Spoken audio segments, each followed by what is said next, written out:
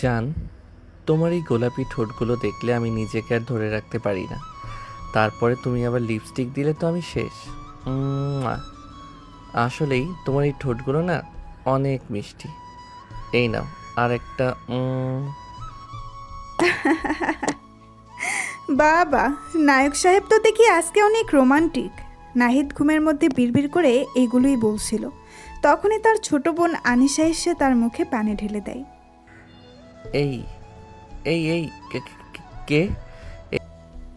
নাহিদ তৎক্ষণাৎ উঠে বসে, চোখ মুছতে মুছতে সামনে তাকিয়ে দেখে আনিশা মুখে হাত দিয়ে হাসছে। এ আনিসা, তুই এটা কি করলি? আমি তোর ভাবিকে কিসটাও করতে পারলাম না। ভাইয়া, প্রতিদিনের মতো আজকেও যেসব কথা বলছিলে, এটা যদি আব্বু আম্মুকেও শুনতে পেত তাহলে ভাব কি হতো। তাই বলে তুই আমার মুখে পানি ঢেলে দিবি? তোকে তো আমি সেই কখন থেকে ডেকে যাচ্ছি, কিন্তু তোর ওঠার কোনো নামগন্ধই নেই। তো আমি কি করব? আচ্ছা, এখন নিচে আয়, আম্মু নাস্তা খাওয়ার জন্য ডাকছে।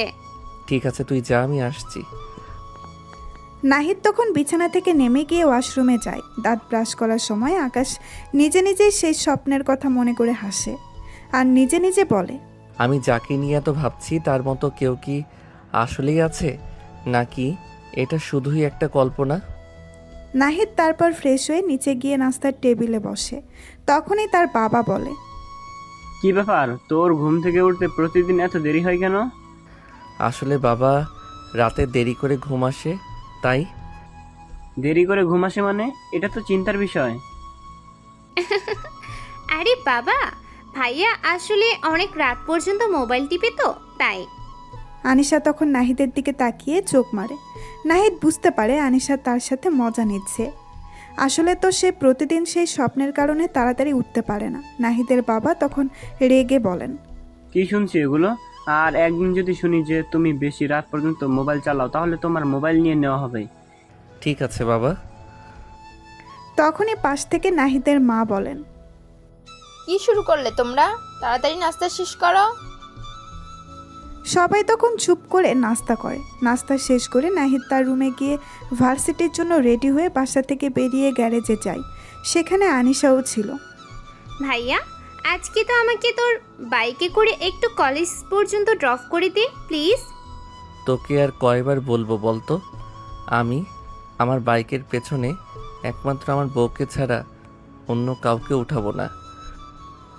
তাছাড়া তুই তো তোর গাড়িতে করেই যেতে পারিস, আমার পেছনে লেগে আছিস কেন? তুইও তো তোর গাড়িতে করে যেতে পারিস, তাহলে তুই কেন বাইকে করে যাস? বাইকে যাওয়ার ফিলিংস কখনো গাড়িতে আসবে না, সেই জন্য বাইকে করে যাই। আমিও তো এটাই বলছি, আমারও গাড়িতে করে যেতে আর ভালো লাগছে না। তাহলে আব্বুকে বল তোকে একটা বাইক কিনে দিতে। আমাকে আর জ্বালাস না, আমি গেলাম। নাহিদ তখন তার চশমা চোখে লাগিয়ে বাইক নিয়ে গ্যারেজ থেকে বের হয়। আর পেছনে আনিশা তো রাগে ফুঁসছে। নাহিদ তখনই তার বাড়ির গেট দিয়ে বের হয়ে পাশের বাড়ির ওভারটেকারকে তখনই সে দাঁড়িয়ে যায়। নাহিদ চশমা নিচু করে দেখতে পায় ট্রাক থেকে জিনিসপত্র নামিয়ে বাড়িতে ঢোকানো হচ্ছে। আর বাড়ির নাম খান ভিলা থেকে রহমান ভিলা রাখা হয়েছে। ও, রহিম আঙ্কেল তাহলে বাড়িটা বিক্রি করে দিয়েছে।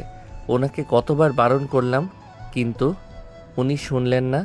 কে জানে কোন রহমানদের কাছে বিক্রি করেছে। নাহিদ তখন আর কিছু না বলে সরাসরি ভার্সিটি চলে যায়। ভার্সিটিতে গিয়ে নাহিদ বাইক পার্ক করতেই তার বন্ধু রাতুল, সিয়াম আর রনি ছুটে আসে। তাদের চোখে দুষ্টুমি আর মুখে হাসি। কি রে দোস্ত, আবার দেরি? তোর তো দেখছি ঘুমের ব্যাধি হয়ে গেল। আরে ধুর বলিস না, আজকেও সেই একই স্বপ্ন, আর তার উপরে আনিসার জ্বালাতন। স্বপ্ন? কোন স্বপ্ন রে? তোর সেই রাজকন্যা নাকি? ধুর বেটা, রাজকন্যা না ছাই, তবে আজ একটু বেশি মিষ্টি ছিল ঠোঁট দুটো। ও, ব্যাপার কি? প্রেম টেম করছিস নাকি? তাহলে বল, আমাদের মিষ্টি খাওয়াবি না? আরে না, কিসের প্রেম? তোরা তো জানিস আমি প্রেম ভালোবাসার ঝামেলাই নেই। এটা শুধু একটা স্বপ্ন, প্রতিদিন দেখি আর ঘুম ভাঙে। বাদ দে এসব, চল ক্লাসে যাই, নয়তো স্যার আবার চোখ রাঙাবে। ওরা তখন ক্লাসের দিকে হাঁটা ধরে। ক্লাস শেষ হওয়ার পর সবাই ক্যান্টিনে যায়। কে রে নাহিদ, তুই নাকি তোর বাইকে বউ ছাড়া আর কাউকে তুলবি না, তোর বোন বলছিল। আরে ওটা তো ওর সাথে মজা করার জন্য বলেছিলাম। আসলে আমি একটু একা থাকতে পছন্দ করি বাইকে। একা থাকতে পছন্দ করিস, আবার স্বপ্নে বউ খুঁজিস? তোর এই বাইকের নেশা কবে যাবে রে? যেদিন আমার স্বপ্নের সেই মেয়েকে পাবো সেদিনই বাইকের নেশা কেটে যাবে। আচ্ছা, তোর কি মনে হয় তোর স্বপ্নের সেই মেয়েটা বাস্তবে আছে? জানি না রে, তবে যদি থাকে তাহলে আমি তাকে খুঁজে বের করবই। ওরা আরও কিছুক্ষণ ক্যান্টিনে গল্প করে। ক্লাস শেষ হওয়ার পর সবাই যার যার মতো বাড়ির পথে রওনা দেয়। নাহিদ বাইকে করে বাড়ির দিকেই ফিরছিল। বাড়ি ফিরে নাহিদ বাইক পার্কিং করে। যখনই সে বাড়ির ভেতরে ঢোকে তখনই ভেতর থেকে হাসি ঠাট্টার আওয়াজ শুনতে পায়। ড্রয়িং রুমে উকি দিয়ে সে দেখে একজন মহিলা আর একজন পুরুষ তার বাবা মায়ের সাথে বসে হাসাহাসি করছেন। আকাশ ভেতরে ঢুকে সবাইকে সালাম দেয়। এই রহমান, দেখ, এটা আমার ছেলে নাহিদ। বাবা, মাশাআল্লাহ, তোর ছেলে তো দেখি খুব বড় হয়ে গিয়েছে। দেখতেও মাশাআল্লাহ অনেক সুন্দর হয়েছে। তো বাবা, কোন ক্লাসে পড়ো তুমি? জি আঙ্কেল, অনার্স প্রথম বর্ষ। বাবা, খুব ভালো। আঙ্কেল আন্টি কিছু মনে করবেন না, আসলে আপনাদের চিনতে পারলাম না। আরে এটাই হচ্ছে তোর রহমান আঙ্কেল। ওই যে মনে আছে, আমি তো সবসময় রহমান নামের এক বন্ধুর কথা বলতাম। উনি কি রহমান আঙ্কেল? হ্যাঁ, উনি রহমান আঙ্কেল। আপনার কথা অনেক শুনেছি আঙ্কেল, বাবা প্রায় আপনার কথা বলে। আর এই প্রথম আপনার সাথে দেখা, অনেক ভালো লাগলো। তাহলে আঙ্কেল আপনারা গল্প করেন, আমি একটু রুমে গিয়ে ফ্রেশ হয়ে আসি। ঠিক আছে বাবা, যাও। নাহিদ তখন তার রুমে চলে যায়। রহমান সাহেব আর তার স্ত্রী বসার ঘরে বসে। ভাইজান আর ভাবি, আপনারা সবাই কিন্তু আজকে আমাদের বাসায় ডিনার করবেন। না ভাবি, আপনাদের বিনা কারণে কষ্ট দেওয়ার কি দরকার আছে কোনো? কি যে বলেন আপনারা, নতুন বাড়িতে উঠেছেন, এখন অনেক কাজ, তাই কষ্ট করে রান্না করার দরকার নেই। আজকে আমাদের বাসায় ডিনার করবেন, আর কোনো না শুনবো না, বলে দিলাম। হ্যাঁ রহমান, তোর ভাবি ঠিক বলেছে, আর কোনো কথা না, তোরা আমাদের বাসায় ডিনার করবি। ঠিক আছে, তুই যখন এত জোর করছিস, আর কি করার।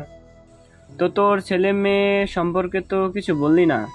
আমার একটাই মেয়ে, নাম লামিসা, এবার অনার্স 3য় বর্ষে পড়ে। তো লামিশা মামুনি কোথায়? ও এখন বাড়িতেই আছে, ওর রুম সাজাচ্ছে, সমস্যা নেই, রাতে পরিচয় করিয়ে দিব। এভাবেই তাদের কথোপকথন চলতে থাকে। কিছুক্ষণ পর নাহিদ নিচে নেমে আসে। এরপর সবাই মিলে একসাথে আড্ডা দেওয়া শুরু করে। অল্প কিছু সময়ের মধ্যেই নাহিদের সাথে রহমান সাহেব এবং তার স্ত্রী খুব ভালো একটা সম্পর্ক হয়ে যায়। কিছুক্ষণ গল্প করার পর রহমান সাহেব এবং তার স্ত্রী নিজেদের বাড়িতে চলে যান। নাহিদ তখন নিজের রুমে গিয়ে বসে। দেখে তার বন্ধুরা অনেকগুলো কল করেছে, ফোনটা রুমেই ছিল বলে সে রিসিভ করতে পারেনি। তখন নাহিদ তার বন্ধুদের গ্রুপ কল দেয়। আরে আজকে তোদের বলেছিলাম না, রহিম চাচা তার বাড়িটা বিক্রি করে দিয়েছে, আর যে নতুন মালিক উঠেছে সে হচ্ছে আমার বাবার ছোটবেলার বন্ধু।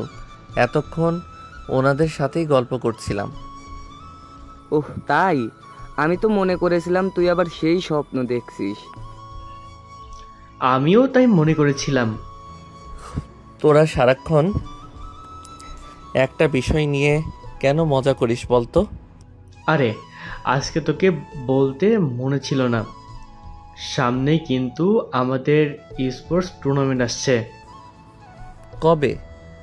এই তো সামনের মাসের 6 তারিখ। সামনের মাসের 6 তারিখ মানে? তাহলে তো আর মাত্র 10 দিন আছে। হ্যাঁ, 10 দিনই আছে। এবার একটু দেরি করে কম্পিটিশনের ঘোষণা দিয়েছে। তাহলে সবাই প্রস্তুতি নেওয়া শুরু কর। প্রস্তুতি আর কি নিব, শুধু কম্পিটিশনের আগের দিন একটু প্র্যাকটিস করব, এতেই হবে। হ্যাঁ, ওই সব তো ঠিকই আছে। আর একটা কথা বল যে জার্সি বানাবি কখন?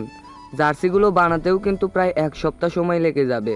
হ্যাঁ ঠিক কথা মনে করিয়েছিস, আমি গ্রাফিক্স ডিজাইনারকে মেসেজ করে দিচ্ছি যেন এবার আরও ইউনিক এবং সুন্দর একটি জার্সি ডিজাইন করে। তারপরে না হয় আমরা সবাই মিলে খেলাঘরে গিয়ে অর্ডার দিয়ে আসবো। হ্যাঁ হ্যাঁ, ঠিক আছে। আর জার্সির যে ডিজাইনটা করবে সেটা আমাদেরকে দেখাস মনে করে। আচ্ছা ঠিক আছে, এখন তাহলে রাখি। তারপর কল কেটে নাহিদ নিচে যায়। তার আম্মু নাস্তা বানিয়েছেন। আকাশ সন্ধ্যার নাস্তা করে তার রুমে গিয়ে পড়তে বসে। 1.5 ঘন্টা পর নিচ থেকে কথা বলার আওয়াজ শোনা যায়। নাহিদ তখন তার রুম থেকে বেরিয়ে সিঁড়ি দিয়ে নিচে নামবে।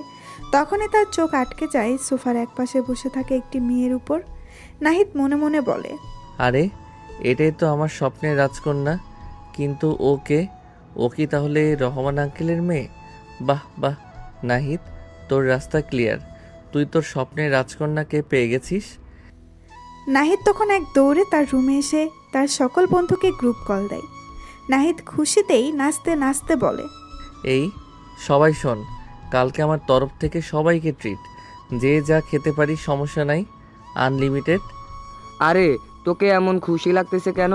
আর হঠাৎ তুই নিজের থেকে ট্রিট দিবি, আমার তো বিশ্বাসই হচ্ছে না। আরে নাহিদ, কি হয়েছে তুই সেটা বলতো। আরে আমি আমার স্বপ্নের রাজকন্যাকে পেয়ে গিয়েছি। কি? তুই কি মজা করছিস নাকি? আরে আমি মজা করব কেন, আমি কি ওকে পেয়ে গিয়েছি? আরে আমার তো বিশ্বাসই হচ্ছে না।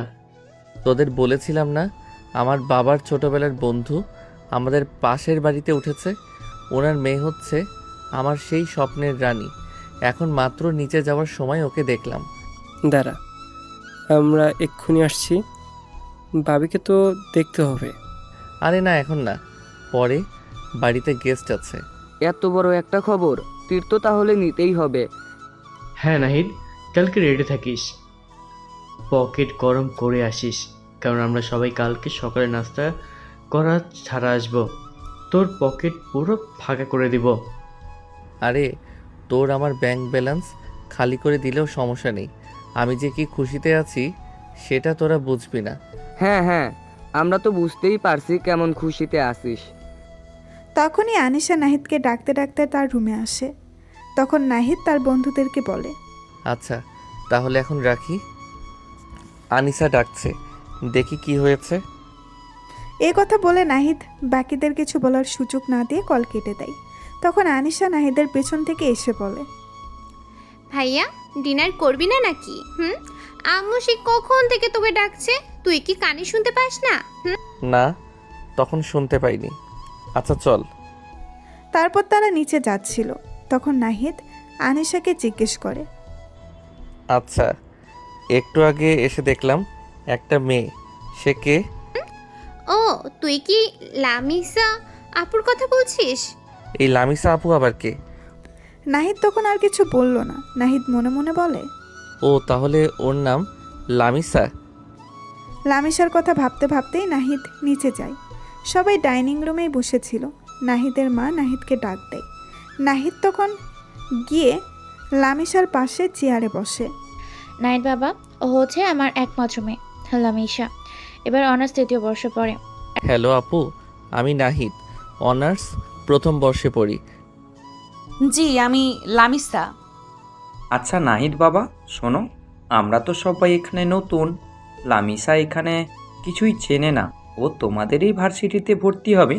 তুমি কালকে একটু কষ্ট করে ওকে তোমার সাথে নিয়ে গিয়ে ভর্তি করিয়ে দিও। ঠিক আছে আঙ্কেল, কোনো সমস্যা নেই। আপু আপনি 10টার আগে রেডি থাকেন, আমি আপনাকে রিসিভ করে নিয়ে যাব। লামিসা শুধু মাথা নাড়ায়, মুখে কিছু বলে না। আর বাবা, আর একটা কথা, কীভাবে যে বলি, তুমি যদি কিছু মনে না করো তাহলে প্রতিদিন লামিসাকে তোমার সাথে করে ভার্সিটিতে নিয়ে যেও, আবার একসাথেই তোমরা চলে এসো। বর্তমান সমাজের যে অবস্থা, মেয়েদের কোনো সুরক্ষাই নেই। আমি না কাউকেই ভরসা করতে পারছি না, তাই তোমাকে বললাম, তুমি প্লিজ একটু কষ্ট করো। আরে আঙ্কেল, আপনি এভাবে রিকোয়েস্ট করছেন কেন? আপনি আমার বাবার ফ্রেন্ড, মানে আমার বাবার মতোই। আপনি আমাকে ছেলে মনে করে আদেশ করবেন আর আমি সেটা পালন করব। হ্যাঁ রহমান, নাহিদ একদম ঠিক কথা বলেছে। এভাবেই গল্প করতে করতে সবাই খাবার খাচ্ছিল। লামিসা যেহেতু নাহিদের পাশেই ছিল, নাহিদ ঠিক করে লামিসাকে দেখতে পাচ্ছিল না। সবাই সামনেই ছিল, কিন্তু মাঝে মাঝে পানি খাওয়ার বাহানায় লামিসার দিকে ফিরে। লামিসা এবং কেউ এটা বুঝতে পারে না। এভাবেই খাওয়া দাওয়া শেষ হয়ে যায়। লামিসারা সবাই তাদের বাড়িতে চলে যায়। নাহিদ তার রুমে এসে শুয়ে পড়ে। বিছানায় শুয়ে নাহিদ লামিসার কথাই ভাবছিল। এই মেয়েটা কি সত্যি আমার স্বপ্নের রাজকন্যা? দেখতে তো ঠিক ওর মতোই লাগছে, কিন্তু এত শান্ত কেন আর একটু কথা বলে না? যাই হোক, কালকে তো ভার্সিটিতে নিয়ে যেতে হবে, তখন নিশ্চয়ই আরও কথা হবে। আর প্রতিদিন একসাথে যাওয়া আসা, এটা তো দারুণ সুযোগ। আমাকে ওর মন জয় করতেই হবে, কিন্তু কিভাবে করব? ওর মনে কি আছে কে জানে। তারপর নাহিদ কোলবালিশ জড়িয়ে ধরে ঘুমিয়ে যায়। দেখতে দেখতে সকাল হয়ে যায়। নাহিদ বিছানা থেকে উঠে সুন্দরভাবে রেডি হয়ে তার বাইক নিয়ে লামিসার বাড়ি চলে যায়। বাইক রেখে বাড়ির ভেতরে গেলেই লামিসার মা বলেন, বসে পড়ে। আরে নাইত বাবা, তুমি চলে এসেছো? জি আন্টি। লামিসা আপু কোথায়? লামিসা তো এখনো রেডি হয়নি, তুমি একটু বসো, কিছুক্ষণ অপেক্ষা করো, চলে আসবে। আমি তোমার জন্য নাস্তা নিয়ে আসছি। আরে না আন্টি, আমি এইমাত্র বাসা থেকে নাস্তা করে এসেছি। কিন্তু খালি মুখে কারো বাড়ি থেকে চলে যাওয়া উচিত নয়। ঠিক আছে আন্টি, অন্যদিন না হয় আপনাদের বাড়িতে এসে নাস্তা করব।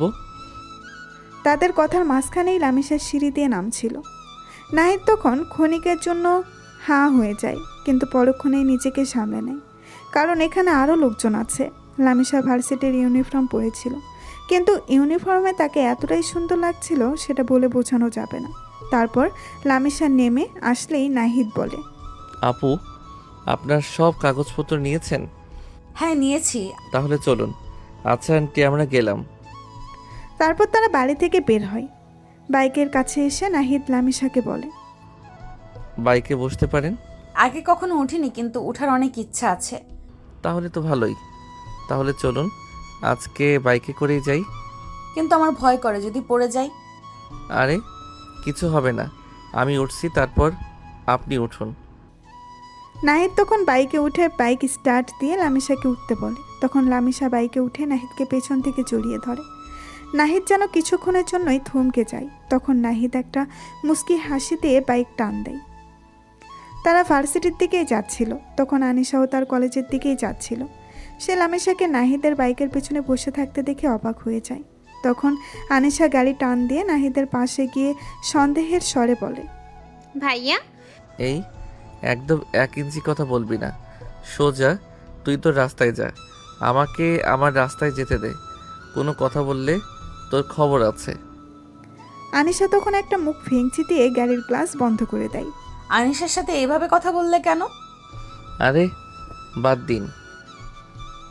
লামিসাও তখন আর কিছু বলে না। নাহিদ বাইকের স্পিড বাড়ায়। লামিসা তখন ভয় পেয়ে নাহিদকে আরও শক্ত করে জড়িয়ে ধরে। নাহিদ তার মনের মধ্যে খুশিতে লুঙ্গি ডান্স দিচ্ছে। তারপর তারা ভার্সিটিতে এসে পৌঁছায়। লামিসা বাইক থেকে নামতে পারছিল না, তাই নাহিদ লামিসার হাত ধরে তাকে বাইক থেকে নামায়। দূর থেকে নাহিদের বন্ধুরা এটা দেখতে পেয়ে তারা বসা থেকে দাঁড়ায়। যেই তারা নাহিদের দিকে আসতে যাবে, তখনই নাহিদ তাদেরকে ইশারা করে আসতে বারণ করে, তাই তারাও আর আসে না। নাহিদ তখন প্রিন্সিপাল স্যারের রুমের দিকে যায়।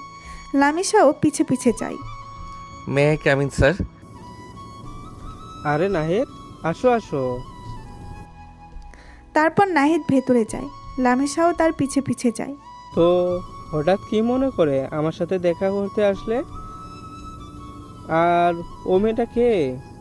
স্যার, উনি হচ্ছে আমার বাবার বন্ধুর, অর্থাৎ আমার আঙ্কেলের মেয়ে। উনি অনার্স 3য় বর্ষে ভর্তি হবেন। আপনি যদি সকল কার্যক্রম শেষ করে দিতেন তাহলে ভালো হতো। আচ্ছা, তাহলে আমি ইনচার্জকে ডাকছি।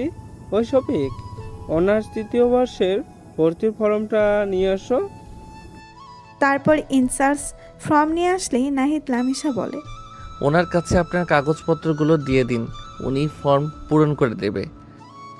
লামিসা তখন ইনচার্জের কাছে তার কাগজপত্রগুলো দিয়ে দেয়। ইনচার্জ ফর্ম পূরণ করছিল, তখন প্রিন্সিপাল স্যার নাহিদকে বলে, আচ্ছা, আমার তো বলতে মনে নেই, তোমার দলের পরিস্থিতি কেমন? আর মাত্র 10 দিন আছে। আরে স্যার, আগের দিন রাতে একটু প্র্যাকটিস করব, ওইটাই যথেষ্ট। আপনার কি মনে হয় কেউ কি আমার দলের সাথে টক্কর দিতে পারবে? নাহিদ, তোমার কথা ঠিক হলেও এটা কিন্তু একটু অহংকার হয়ে যাচ্ছে, আর অহংকার পতনের মূল।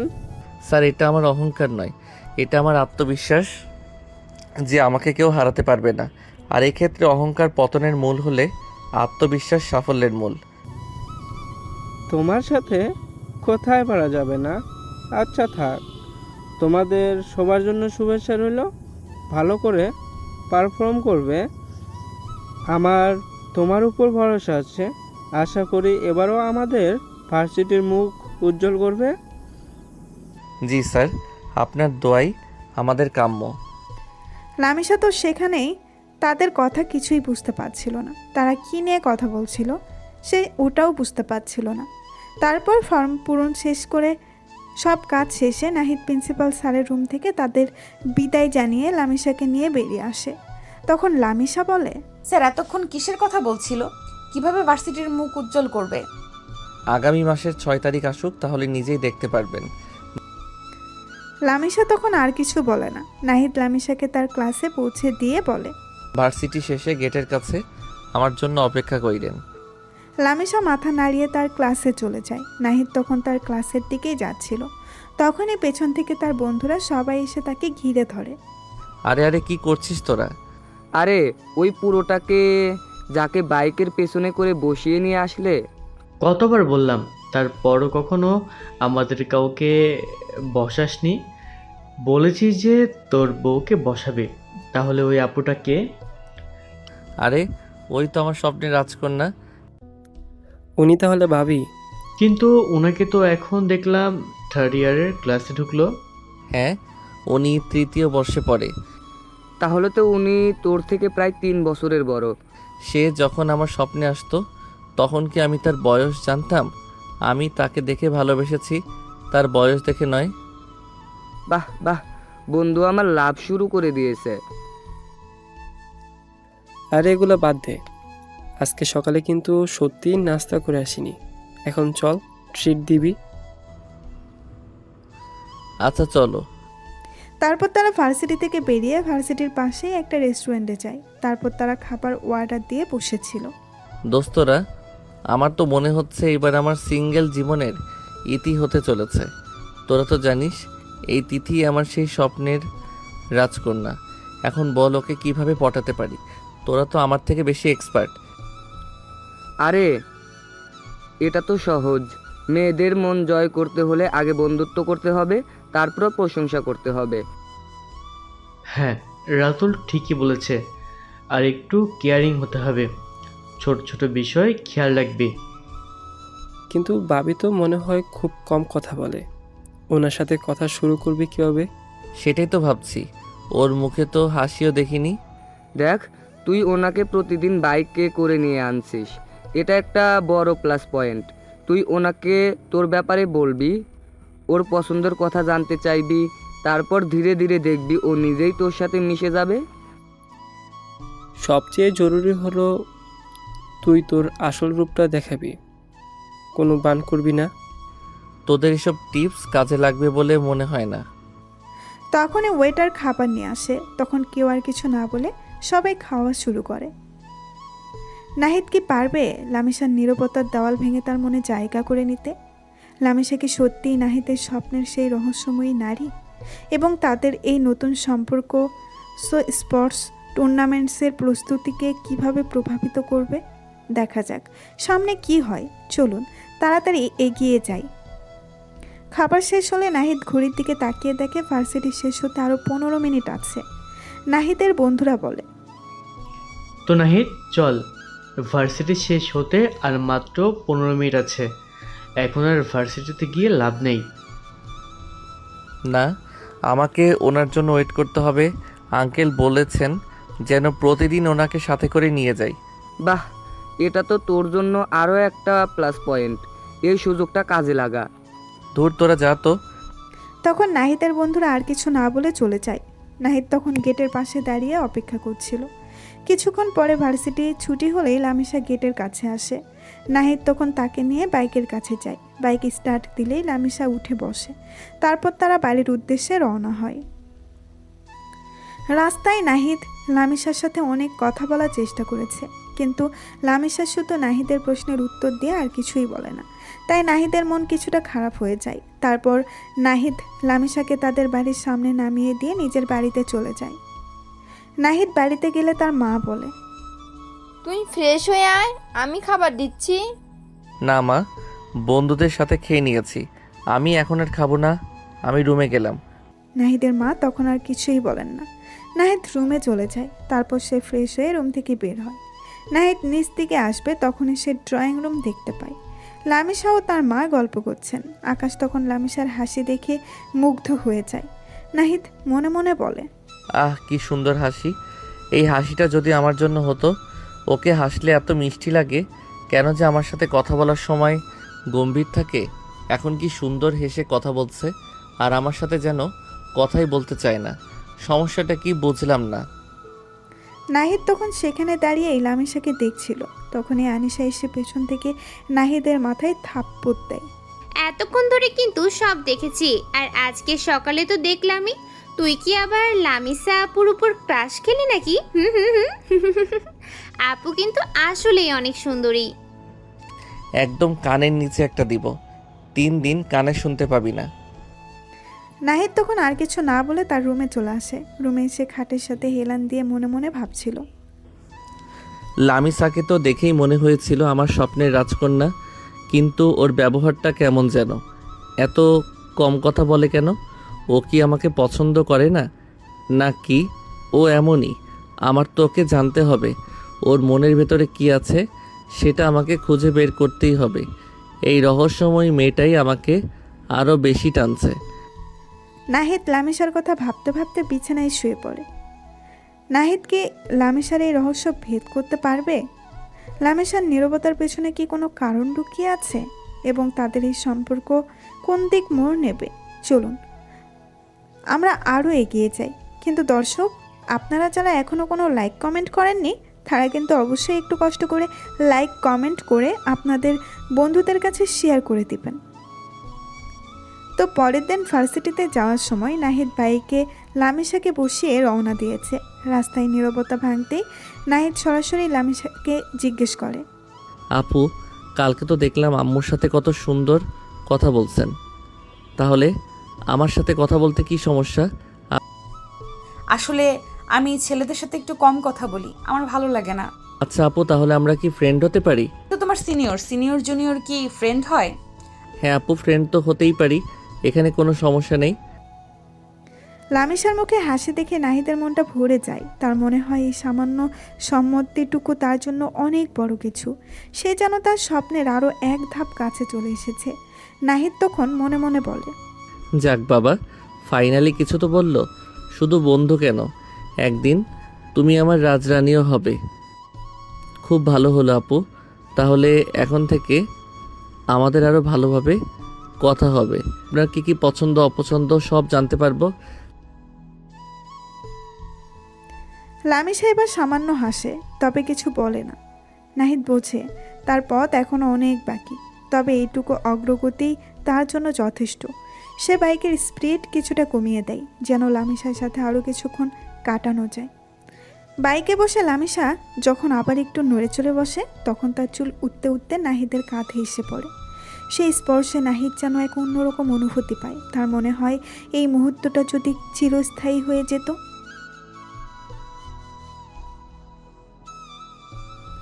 তারপর তারা ভার্সিটিতে এসে পৌঁছায়। এভাবেই দিনগুলো কেটে যাচ্ছিল। নাহিদ লামিসার সাথে কথা বলার চেষ্টা করত, কিন্তু লামিসা নাহিদের সাথে তেমন কথা বলতো না। দেখতে দেখতেই স্পোর্টস টুর্নামেন্টের দিন চলে আসে। আজ 5 তারিখ, আগামীকাল টুর্নামেন্ট।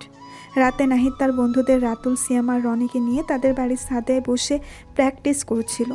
চারপাশে হালকা শীতের বাতাস বইছে, আর তারা গেমে মগ্ন। কি রে দোস্ত, তোর কি মনে হয় এবারও আমরা চ্যাম্পিয়ন হতে পারবো? কম্পিটিশন কিন্তু এবার অনেক টাফ হবে মনে হচ্ছে। আরে ধুর, আমি থাকতে চিন্তা করছিস কেন? আমার উপর ভরসা রাখ, প্র্যাকটিস কেমন হচ্ছে সেটাই দেখ। আমাদের টিম ওয়ার্কটাই আসল।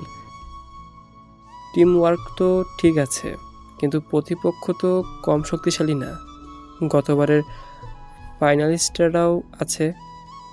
আরে বাবা, এত টেনশন করছিস কেন? আমরা তো সব সময় শেষ রাতে প্র্যাকটিস করি আর বাজিমাত করি, এবারও তাই হবে। একদম ঠিক বলেছিস রনি। আমাদের স্ট্র্যাটেজি আর স্কিলই যথেষ্ট। দেখিস কালকে আমরাই ট্রফি জিতব। শুধু আমাদের জার্সির ডিজাইনটা কেমন হয়েছে সেটা নিয়ে একটু টেনশন হচ্ছে। গ্রাফিক্স ডিজাইনারকে তো ভালো করে বুঝিয়েছি, আশা করি এবার একটা ফাটাফাটি ডিজাইন দেবে। জার্সিই হোক, পারফরমেন্স ভালো করতেই হবে। আর আমাদের নাম তো ভার্সিটিতে এমনিতেই আছে, যেটা ধরে রাখতে হবে। আচ্ছা, প্র্যাকটিস তো অনেক হলো, চল একটু ব্রেক নেই, গলা শুকিয়ে কাঠ হয়ে গেল। তারা তখন কিছুক্ষণ বিশ্রাম নেয়, হালকা হাসি ঠাট্টা করে। প্র্যাকটিস শেষে ডিনার করে সবাই আকাশের বাড়িতে থেকে যায়, কারণ এটি তাদের প্ল্যান ছিল। কালকে সবাই একসাথে ভার্সিটিতে যাবে। রাতে সবাই একই রুমে ঘুমায়। ঘুমানোর সময় নাহিদ হঠাৎ তার বন্ধুদেরকে বলে ওঠে, দোস্তরা একটা কথা বল, লামিসা আপুকে তো আমি প্রতিদিনই ভার্সিটিতে নিয়ে যাই, আবার নিয়ে আসি, কথা বলার চেষ্টা করি, কিন্তু উনি কেমন যেন চুপচাপ থাকে, খুব বেশি কথা বলে না, আমাকে এড়িয়ে চলে মনে হয়। আমি কি কিছু ভুল করছি? আরে দোস্ত, মেয়েদের মন বোঝা অত সোজা নয়। ও হয়তো একটু লাজুক টাইপের, হঠাৎ করে বেশি কথা বলতে শুরু করলে হয়তো অস্তিত্ব বোধ করে। হ্যাঁ রাতুল ঠিকই বলেছে, তুই বরং ধীরে ধীরে এগো, ওকে সময় দে, দেখবি ও এক সময় ও নিজেই তোর সাথে মিশে যাবে। জোর করিস না। আর তুই তো বলছিস যে ও একা থাকতে পছন্দ করে, হয়তো ছেলেদের সাথে মিশতে ওর সময় লাগে। তুই জাস্ট ওর পাশে থাক, সাপোর্ট দে, দেখবি সব ঠিক হয়ে যাবে। হ্যাঁ, জানি না রে, আমার তো মনে হয় আমি ওকে ইমপ্রেস করতে পারছি না। আমার স্বপ্নের রাজকন্যাকে এত কাছে পেয়েও যদি কিছু করতে না পারি তাহলে তো খুব খারাপ লাগবে। ওর মুখে তো হাসিও তেমন দেখি না, শুধু যখন ওর মায়ের সাথে কথা বলছিল তখন দেখেছিলাম। এজন্যই তো বললাম ধৈর্য ধর, আর তোর আসল রূপটা দেখা। তুই যেমন তেমনই থাক। ওর নিশ্চয়ই কোনো কারণ আছে এমন চুপচাপ থাকার। হয়তো ও কোনো সমস্যার মধ্যে আছে, বা ওর জীবনে কোনো অতীত আছে। আস্তে আস্তে সব জানতে পারবি। হ্যাঁ, আর তুই তোর খেলার দিকেও মনোযোগ দে, কালকে তো টুর্নামেন্ট, মন খারাপ করে থাকলে পারফরমেন্স করতে পারবি না। ঠিক বলেছিস, কালকে তো আগে টুর্নামেন্ট জিততে হবে, তারপর না হয় তোদের ভাবির মন জেতার চেষ্টা করব।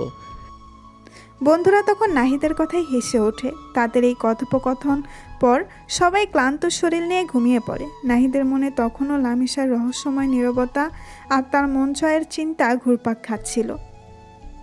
পরের দিন সকাল, ডাইনিং টেবিলে সবাই নাস্তা করছিল। নাহিদের বাবা মা তাদের এবং তাদের বন্ধুদের অনুপ্রেরণা দিচ্ছিল। দেখ বাবা নাহিদ, আর তোমরা সবাই দেখো বাবা নাহিদ, আর তোমরা সবাই ভালো করে খেলবে, ভার্সিটির নাম রাখবে। জয় পরাজয় বড় কথা নয়, নিজেদের সেরাটা দেওয়াই আসল। হ্যাঁ বাবা, মন দিয়ে খেলবে, দেখবে জয় তোমাদের হবেই। আমাদের সবার দোয়া তোমাদের সাথে আছে, টেনশন করো না। এই আনিসা শোন, তুই তো আম্মুকে নিয়ে ভার্সিটিতে আজকে যাবি, তুই তো আর আজকে কলেজে যাবি না, তাই যাওয়ার সময় লামিসা আপুকেও নিয়ে যাস। আজকে আমরা সবাই একসাথে যাব তো, তাই ওনাকে নিয়ে যেতে পারবো না। ঠিক আছে ভাইয়া, তুমি কোনো চিন্তা করো না, তুমি তোমার খেলায় ভালো করে মনোযোগ দাও। তারপর নাস্তা করে আনিশা ও তার মা গাড়ি নিয়ে বেরিয়ে পড়েন। নাহিদের বাবা যেতে পারবেন না, কারণ তার অফিস আছে। আনিশা আর নাহিদের মা একটু আগেই বেরিয়েছেন, কারণ তারা এখন লামিসার বাসায় যাবেন। নাহিদ এবং তার বন্ধুরা বাড়িতে অপেক্ষা করছিল, কারণ তাদের জার্সি আসার কথা, কিন্তু এখনও আসেনি। ঠিক তখনই কলিং বেলের আওয়াজ শোনা যায়। নাহিদ দ্রুত দরজা খুলতেই দেখে ডেলিভারি ম্যান তাদের কাঙ্ক্ষিত জার্সির প্যাকেট নিয়ে দাঁড়িয়ে আছে। নাহিদ আনন্দের সাথে প্যাকেটটা হাতে নেয়। দেখ, জার্সি চলে এসেছে। সবাই মিলে দ্রুত প্যাকেট খোলে। জার্সির ডিজাইন দেখে তারা সবাই মুগ্ধ হয়ে যায়। প্রতিটি জার্সিতে ডার্ক ব্লু আর কালো রঙের কম্বিনেশন, আর তাতে উজ্জ্বল গোল্ডেন রং, তাদের টিমের নাম ইনফিনিটি ওয়ারউইন্স লেখা। জার্সির পেছনে টিমের লগো, একটি ড্রাগনের ছবি যা ডিজিটাল ফায়ার ইফেক্টে তৈরি। প্রতিটি জার্সির নম্বরও আলাদা, যা প্রতিটি সদস্যের ব্যক্তিত্বের সাথে মানানসই। ওয়াও, এবারের ডিজাইনটা তো ফাটাফাটি হয়েছে রে, একদম ইউনিক। সত্যি ভাবিনি এতটা সুন্দর হবে। গোল্ডেন কালারটা পুরো জার্সিকে একটা রয়্যাল লুক দিয়েছে। এই জার্সি পরে খেলতে নামলে এমনিতেই প্রতিপক্ষের হাফ পাওয়ার শেষ হয়ে যাবে। দেখেছিস নাহিদ, তোর পছন্দটা সবসময় সেরা হয়। জানতাম এবার দারুণ কিছু হবে। চল আর দেরি না করে ভার্সিটির দিকে রওনা দিই। জার্সি পরে যখন মাঠে নামবো তখন দেখবি সবার চোখ আমাদের দিকেই থাকবে। জার্সি হাতে পেয়ে তাদের সবার মধ্যে এক অন্যরকম উত্তেজনা আর আত্মবিশ্বাস কাজ করছিল। তারা দ্রুত জার্সিগুলো পরে নেয় এবং ভার্সিটির উদ্দেশ্যে রওনা দেয়। তাদের মনে এখন শুধু একটাই লক্ষ্য, টুর্নামেন্ট জেতা। এদিকে নাহিদরা সবাই রেডি হচ্ছে, অন্যদিকে আনিশা ও তার মা লামিশার বাসায় চলে গিয়েছে। লামিশার মা ড্রয়িং রুমে বসেছিলেন। লামিশা ভার্সিটির জন্য তৈরি হয়েই বসেছিল। তখনই আনিশা ও তার মা বাড়িতে গেলেই লামিশার মা বলেন, আরে ভাবি, আনিশা, হঠাৎ আপনারা? হ্যাঁ, আসলাম আর কি। আসলে আজকে নাহিদ লামিশাকে ভার্সিটিতে নিয়ে যেতে পারবে না, আর আমরা ভার্সিটিতে যাব, তো তাই আমাদের সাথে লামিশাকে নিয়ে যাব। হঠাৎ আপনারা ভার্সিটিতে যাবেন? কিছু কি হয়েছে নাকি? আরে আন্টি, কিচ্ছু হয়নি। আজকে ভাইয়াদের ভার্সিটিতে স্পোর্টস টুর্নামেন্ট হবে, আমরা সেখানে ভাইয়ার টিমের খেলা দেখতে যাব। ও, নাহিদ বাবা অংশগ্রহণ করেছে? হ্যাঁ আন্টি, ভাইয়া টানা 4 বারের চ্যাম্পিয়ন। মার্শাল্লাহ, আমি তো জানতাম না নাহিদের এত গুণ আছে। এখন তো আমারও যেতে ইচ্ছে করছে। তাহলে চলুন ভাবি। আচ্ছা ভাবি, আনিশা তোমরা বসো, আমি 5 মিনিটে রেডি হয়ে আসছি। তারপর লামিশার মা গিয়ে রেডি হয়ে আসেন। তারপর তারা সবাই গাড়িতে উঠে বসে আর সোজা ভার্সিটিতে চলে যায়। আজকে সারা ভার্সিটি সুন্দর করে সাজানো হয়েছে, চারিদিকে বিভিন্ন টিমের ব্যানার লাগানো। তিথি গাড়ি থেকে নেমে ভার্সিটির মেইন বিল্ডিংয়ে নাহিদের টিমের ছবি দেখে কিছুক্ষণ তাকিয়ে থাকে। তখনই তারা দেখে নাহিদ তার বন্ধুদের নিয়ে গাড়িতে করে ভার্সিটিতে প্রবেশ করছে। তারা গাড়ি পার্কিং করে এদিকে আসে। নাহিদ তখন লামিশার মাকে বলে, আন্টি দোয়া করবেন আমাদের জন্য। হ্যাঁ বাবা, তোমাদের সবার জন্য দোয়া রইল। তাহলে আপনারা গিয়ে হলরুমে বসেন, কিছুক্ষণ পরে টুর্নামেন্ট শুরু হবে। তারপর তারা গিয়ে হলরুমে বসে। তারপর উপস্থাপক এসে বলা শুরু করে, একে একে সব টিম প্রবেশ করে। আজকে এখানে পুরো শহরের বিভিন্ন জায়গা থেকে বড় বড় ভার্সিটির সকল টিম অংশগ্রহণ করতে এসেছে। সবশেষে উপস্থাপক নাহিদের টিমের নাম নেয়। তখন নাহিদের টিম এন্ট্রি নেওয়ার সময় পুরো হলরুম তালির আওয়াজ শুরু হয়ে যায়। টুর্নামেন্ট শুরু হয়। হল ভর্তি দর্শক, সবার চোখে উত্তেজনা। প্রতিটি টিমের মধ্যে হাড্ডাহাড্ডি লড়াই চলছিল। এক এক করে বিভিন্ন রাউন্ড শেষ হচ্ছিল, আর নাহিদের দল তাদের অসাধারণ পারফরমেন্স দিয়ে সবাইকে মুগ্ধ করে দিচ্ছিল। তাদের টিম ওয়ার্ক, স্ট্র্যাটেজি আর ব্যক্তিগত স্কিলের কাছে যেন অন্য কোনো টিমই দাঁড়াতে পারছিল না। প্রতিটি ম্যাচে নাহিদ তার দলের নেতৃত্ব দিচ্ছিল দারুণভাবে। তার অসাধারণ গেম প্লে দেখে দর্শকরা চিৎকার করে উঠছিল। ফাইনাল ম্যাচে প্রতিপক্ষ ছিল গতবারের রানার্স আপ টিম। ম্যাচটি এতটাই টানটান ছিল যে দর্শক আসনে বসে থাকা লামিশাও যেন এক মুহূর্তের জন্য চোখ ফেরাতে পারছিল না। একসময় মনে হচ্ছিল ম্যাচটি হাতছাড়াও হয়ে যাবে, কিন্তু শেষ মুহূর্তে নাহিদের এক অসাধারণ চাল আর দলের বাকি সদস্যদের নিখুঁত সহযোগিতায় তারা ম্যাচটি জিতে যায়। পুরো হল ঘর যেন ফেটে পড়ে চিৎকারে আর করতালির ধ্বনিতে। ইনফিনিটি ওয়ারিয়র্স ধ্বনিতেই ভরে ওঠে ভার্সিটির হলরুম। নাহিদ ও তার বন্ধুরা খুশিতেই একে অপরকে জড়িয়ে ধরে। সেলিব্রেশন ও অনুভূতি। তারপর শুরু হয় বিজয়ী দলের সেলিব্রেশন। তারা মঞ্চে উঠে আসে, তাদের হাতে তুলে দেওয়া হয় চ্যাম্পিয়ন্স ট্রফি। প্রিন্সিপাল স্যার এসে বক্তব্য শুরু করেন। আজকের এই ঐতিহাসিক বিজয়ের জন্য আমি ইনফিনিটি ওয়ারিয়র্স টিমকে আন্তরিক অভিনন্দন জানাই। তোমরা প্রমাণ করে দিয়েছো কঠোর পরিশ্রম, বিশ্বাস আর টিমওয়ার্ক দিয়ে সব কিছু জয় করা সম্ভব। তোমরা আমাদের ভার্সিটির মুখ উজ্জ্বল করেছো। প্রিন্সিপাল স্যারের বক্তব্য শেষে নাহিদ যখন ট্রফি হাতে দাঁড়িয়ে, তখন লামি শর্মা নাহিদের কাছে আসেন।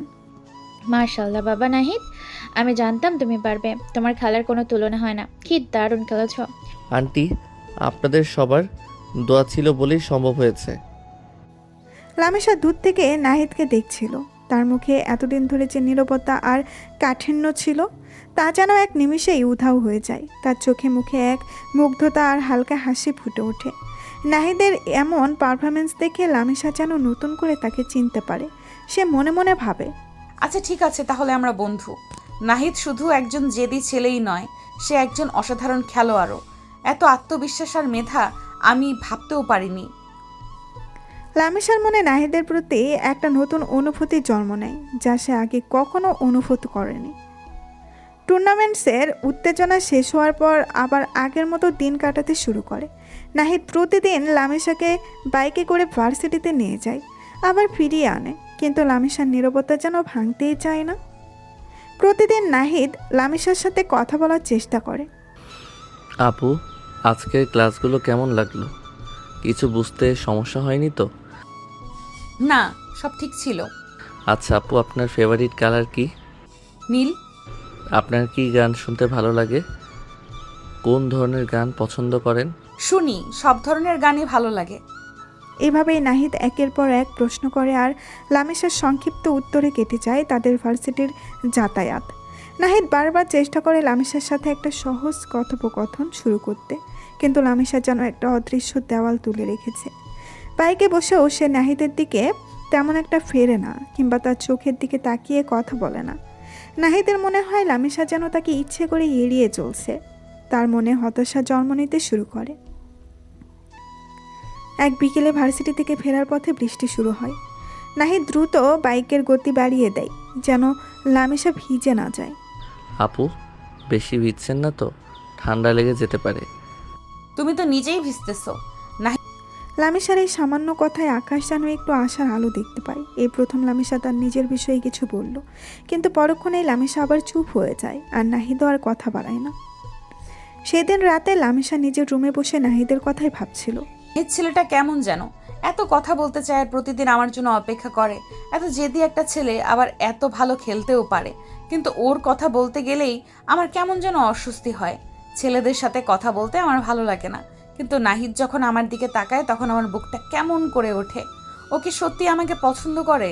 ওর চোখ দেখে তো তাই মনে হয়, কিন্তু আমি কি ওর যোগ্য? আমার তো মনে হয় আমি অনেক রাগী আর চুপচাপ। ও কেন আমাকে এত গুরুত্ব দিচ্ছে? লামিশা নাহিদের দিকে তাকিয়ে দেওয়ালে ঝোলানো টুর্নামেন্টসের পুরস্কারের ছবিটা দেখে। ও কি জানে আমি ওর খেলা দেখতে গিয়েছিলাম? ওর আত্মবিশ্বাস, ওর জেদ, ওর জয় সব কিছু আমাকে মুগ্ধ করেছে। কিন্তু আমি কি পারবো ওর মতো করে মিশতে? আমার ভেতরের এই নীরবতা ভাঙতে পারবো? এইদিকে নাহিদও নিজের রুমের বিছানায় শুয়ে লামিশার কথাই ভাবছিল। লামিসা এত কম কথা কেন বলে? ও কি আমাকে পছন্দ করে না, নাকি ওর জীবনে এমন কিছু ঘটেছে যার জন্য ও ছেলেদের সাথে মিশতে চায় না? ওর নীরবতা আমাকে আরও বেশি করে ওর দিকে টানে। ওর চোখে যে গভীরতা দেখেছি তাতে মনে হয় ওর ভেতরে অনেক কথা লুকানো আছে। আমি ওকে ভালোবাসতে শুরু করেছি, কিন্তু কিভাবে ওর মনে পৌঁছাবো? আমি কি ওর রাগ ভাঙাতে পারবো? আমার স্বপ্নের রাজকন্যাকে এত কাছে পেয়েও যদি ওর মন আমার স্বপ্নের রাজকন্যাকে এত কাছে পেয়েও যদি ওর মন জয় করতে না পারি, তাহলে তো কোনো মানেই হয় না। আমাকে আরও চেষ্টা করতে হবে। ওর মন জয় করার একটা পথ আমাকে খুঁজেই বের করতে হবে। লামিশার নীরবতার পেছনে কি কোনো রহস্য লুকিয়ে আছে? নাহিদ কি পারবে সেই রহস্য ভেদ করে তিথির মনে জায়গা করে নিতে? তাদের সম্পর্কের কি একটা সুন্দর পূর্ণতা পাবে, নাকি ঘটবে অন্য কিছু? আরে রাইটাররা কি আকর্ষণ লাগাচ্ছে, চাইলেও গল্প স্কিপ করা যাচ্ছে না। চলুন দর্শক, সামনে এগিয়ে যাই। আমার তো আর তর্স হয়েছে না। দিন পেরিয়ে রাত আসে, রাত পেরিয়ে সকাল। নাহিদ আর লামিশার জীবন যেন এক বৃত্তের মধ্যেই ঘুরছে। প্রতিদিনের মতো নাহিদ লামিশাকে বাইকে করে ভার্সিটিতে আনা নেওয়া করে। কথা বলার চেষ্টা করে। আর লামিশা সেই সংক্ষিপ্ত উত্তর আর নীরবতার ঘেরাটোপে আটকে থাকে। নাহিদের মনে হতাশা বাসা বাঁধতে শুরু করেছে।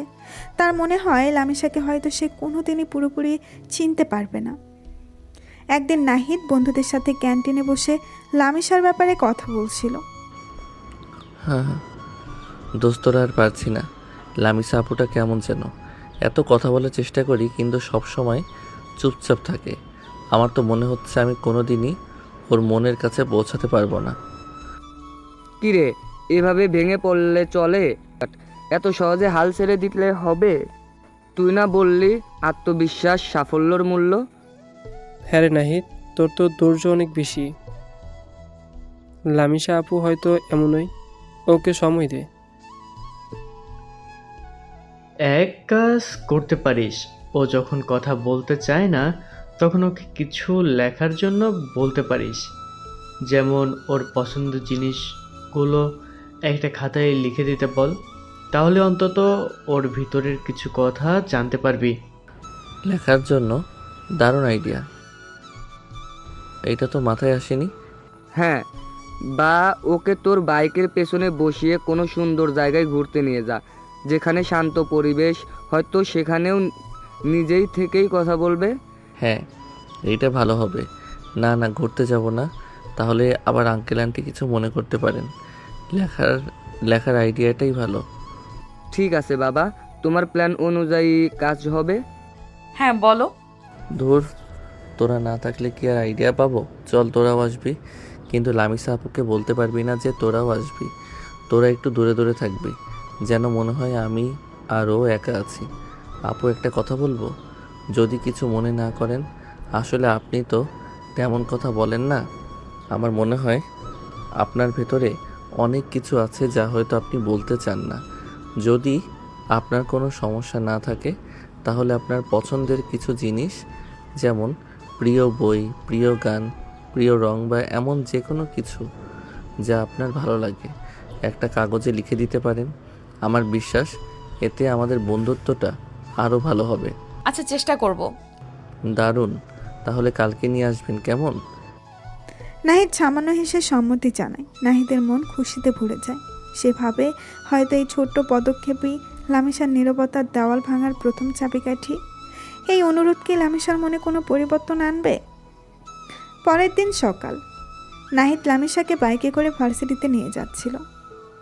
বাইক চলতে চলতেই লামিশা শান্তভাবে নাহিদের দিকে একটা ভাঁজ করা কাগজ এগিয়ে দেয়। এই নিন, এটা কি আপু? আপনার যা জানতে ইচ্ছে হয়েছিল। নাহিদ আনন্দে প্রায় চেঁচিয়ে উঠতে গিয়েও নিজেকে সামলে নেয়। লামিশার এই সামান্য উদ্যোগেই তার কাছে অনেক বড় কিছু। সে ভাবে আমার স্বপ্নের রাজকন্যা তার নীরবতা ভাঙতে শুরু করেছে। ভার্সিটি শেষে বাড়ির পথে ফিরছিল নাহিদ আর লামিশা। আপু আপনার প্রিয় গান আমার সোনার বাংলা, দারুণ তো, এটা আমারও খুব পছন্দের। আর আপনার পছন্দের রং নীল আর গোলাপি। নীল তো বাইকে আসার সময় বুঝেছিলাম, কিন্তু গোলাপি? আপনার তো সবসময় ইউনিফর্ম বা সালোয়ার কামিজ দেখি। আমার রুমে বেশিরভাগ জিনিস গোলাপি রঙের। লামিশার কথা শুনে নাহিদ মনে মনে বলে, ইস, যদি দেখতে পেতাম। নাহিদ তখন লামিশার কথার উত্তরে বলে, ও তাই বুঝি। আচ্ছা, আপনি কি গল্পের বই পড়েন? কোন ধরনের গল্প আপনার ভালো লাগে? রহস্য আর থ্রিলার। সত্যি? আমারও। তাহলে তো আমাদের অনেক কিছু নিয়ে কথা বলার আছে। লামিশা সামান্য হেসে চুপ হয়ে যায়। নাহিদ বুঝে লামিশা এখনো পুরোপুরি সহজ হয়নি, কিন্তু এইটুকু কথোপকথনই তার জন্য অনেকটা। লামিশার নীরবতার আড়ালে যে একটা ভিন্ন জগৎ আছে তার সামান্য ঝলক দেখে নাহিদ আরও বেশি আগ্রহী হয়ে ওঠে। রাত 10টার দিকে নাহিদ তার বন্ধুদের সহ লামিশাদের বাড়িতে যায়। লামিশার মা আগে থেকেই তাদের জন্য দরজা খুলে অপেক্ষা করছিলেন। তারা গিয়ে সোজা ছাদে চলে যায়। সবাই মিলে তখন সুন্দরভাবে ছাদটা সাজায়। রঙিন বাতি, বেলুন আর জন্মদিনের ব্যানার দিয়ে ছাদটা এক উৎসব মুখর রূপ ধারণ করে। রাত 12:30টার দিকে লামিশার মা গিয়ে লামিশাকে ঘুম থেকে ওঠান। এই লামিশা, ওর তাড়াতাড়ি। মা কি হয়েছে, এত রাতে কেন জাগাচ্ছ? আমি ফুলের ছাদে আমার মোবাইলটা রেখে এসেছি, এখন একা ছাদে যেতে ভয় করছে। তুই একটু আয় না মা। বাবাকে নিয়ে যাও না। তোর বাবা এখন ঘুমে, এখন যদি উঠায় পরে মাথা ব্যথা করবে। আচ্ছা ঠিক আছে, চলো।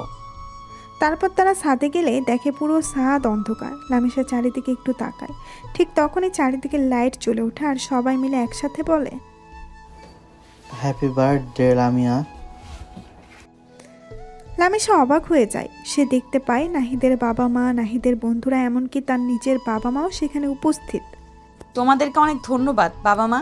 আরে আমাদের তো মনেই ছিল না, সব কিছু নাইট রেডি করেছে, ওকে ধন্যবাদ দে। লামিশা তখন নাহিদের কাছে যায়। নাহিদ, তোমাকে অনেক ধন্যবাদ। আমি তো ভাবতেই পারিনি এটা সত্যিই আমার জীবনের সেরা জন্মদিন। কী যে বলেন আপু, এটা তো আমার দায়িত্ব ছিল। আপনার খুশি দেখেই আমার সব কষ্ট সার্থক।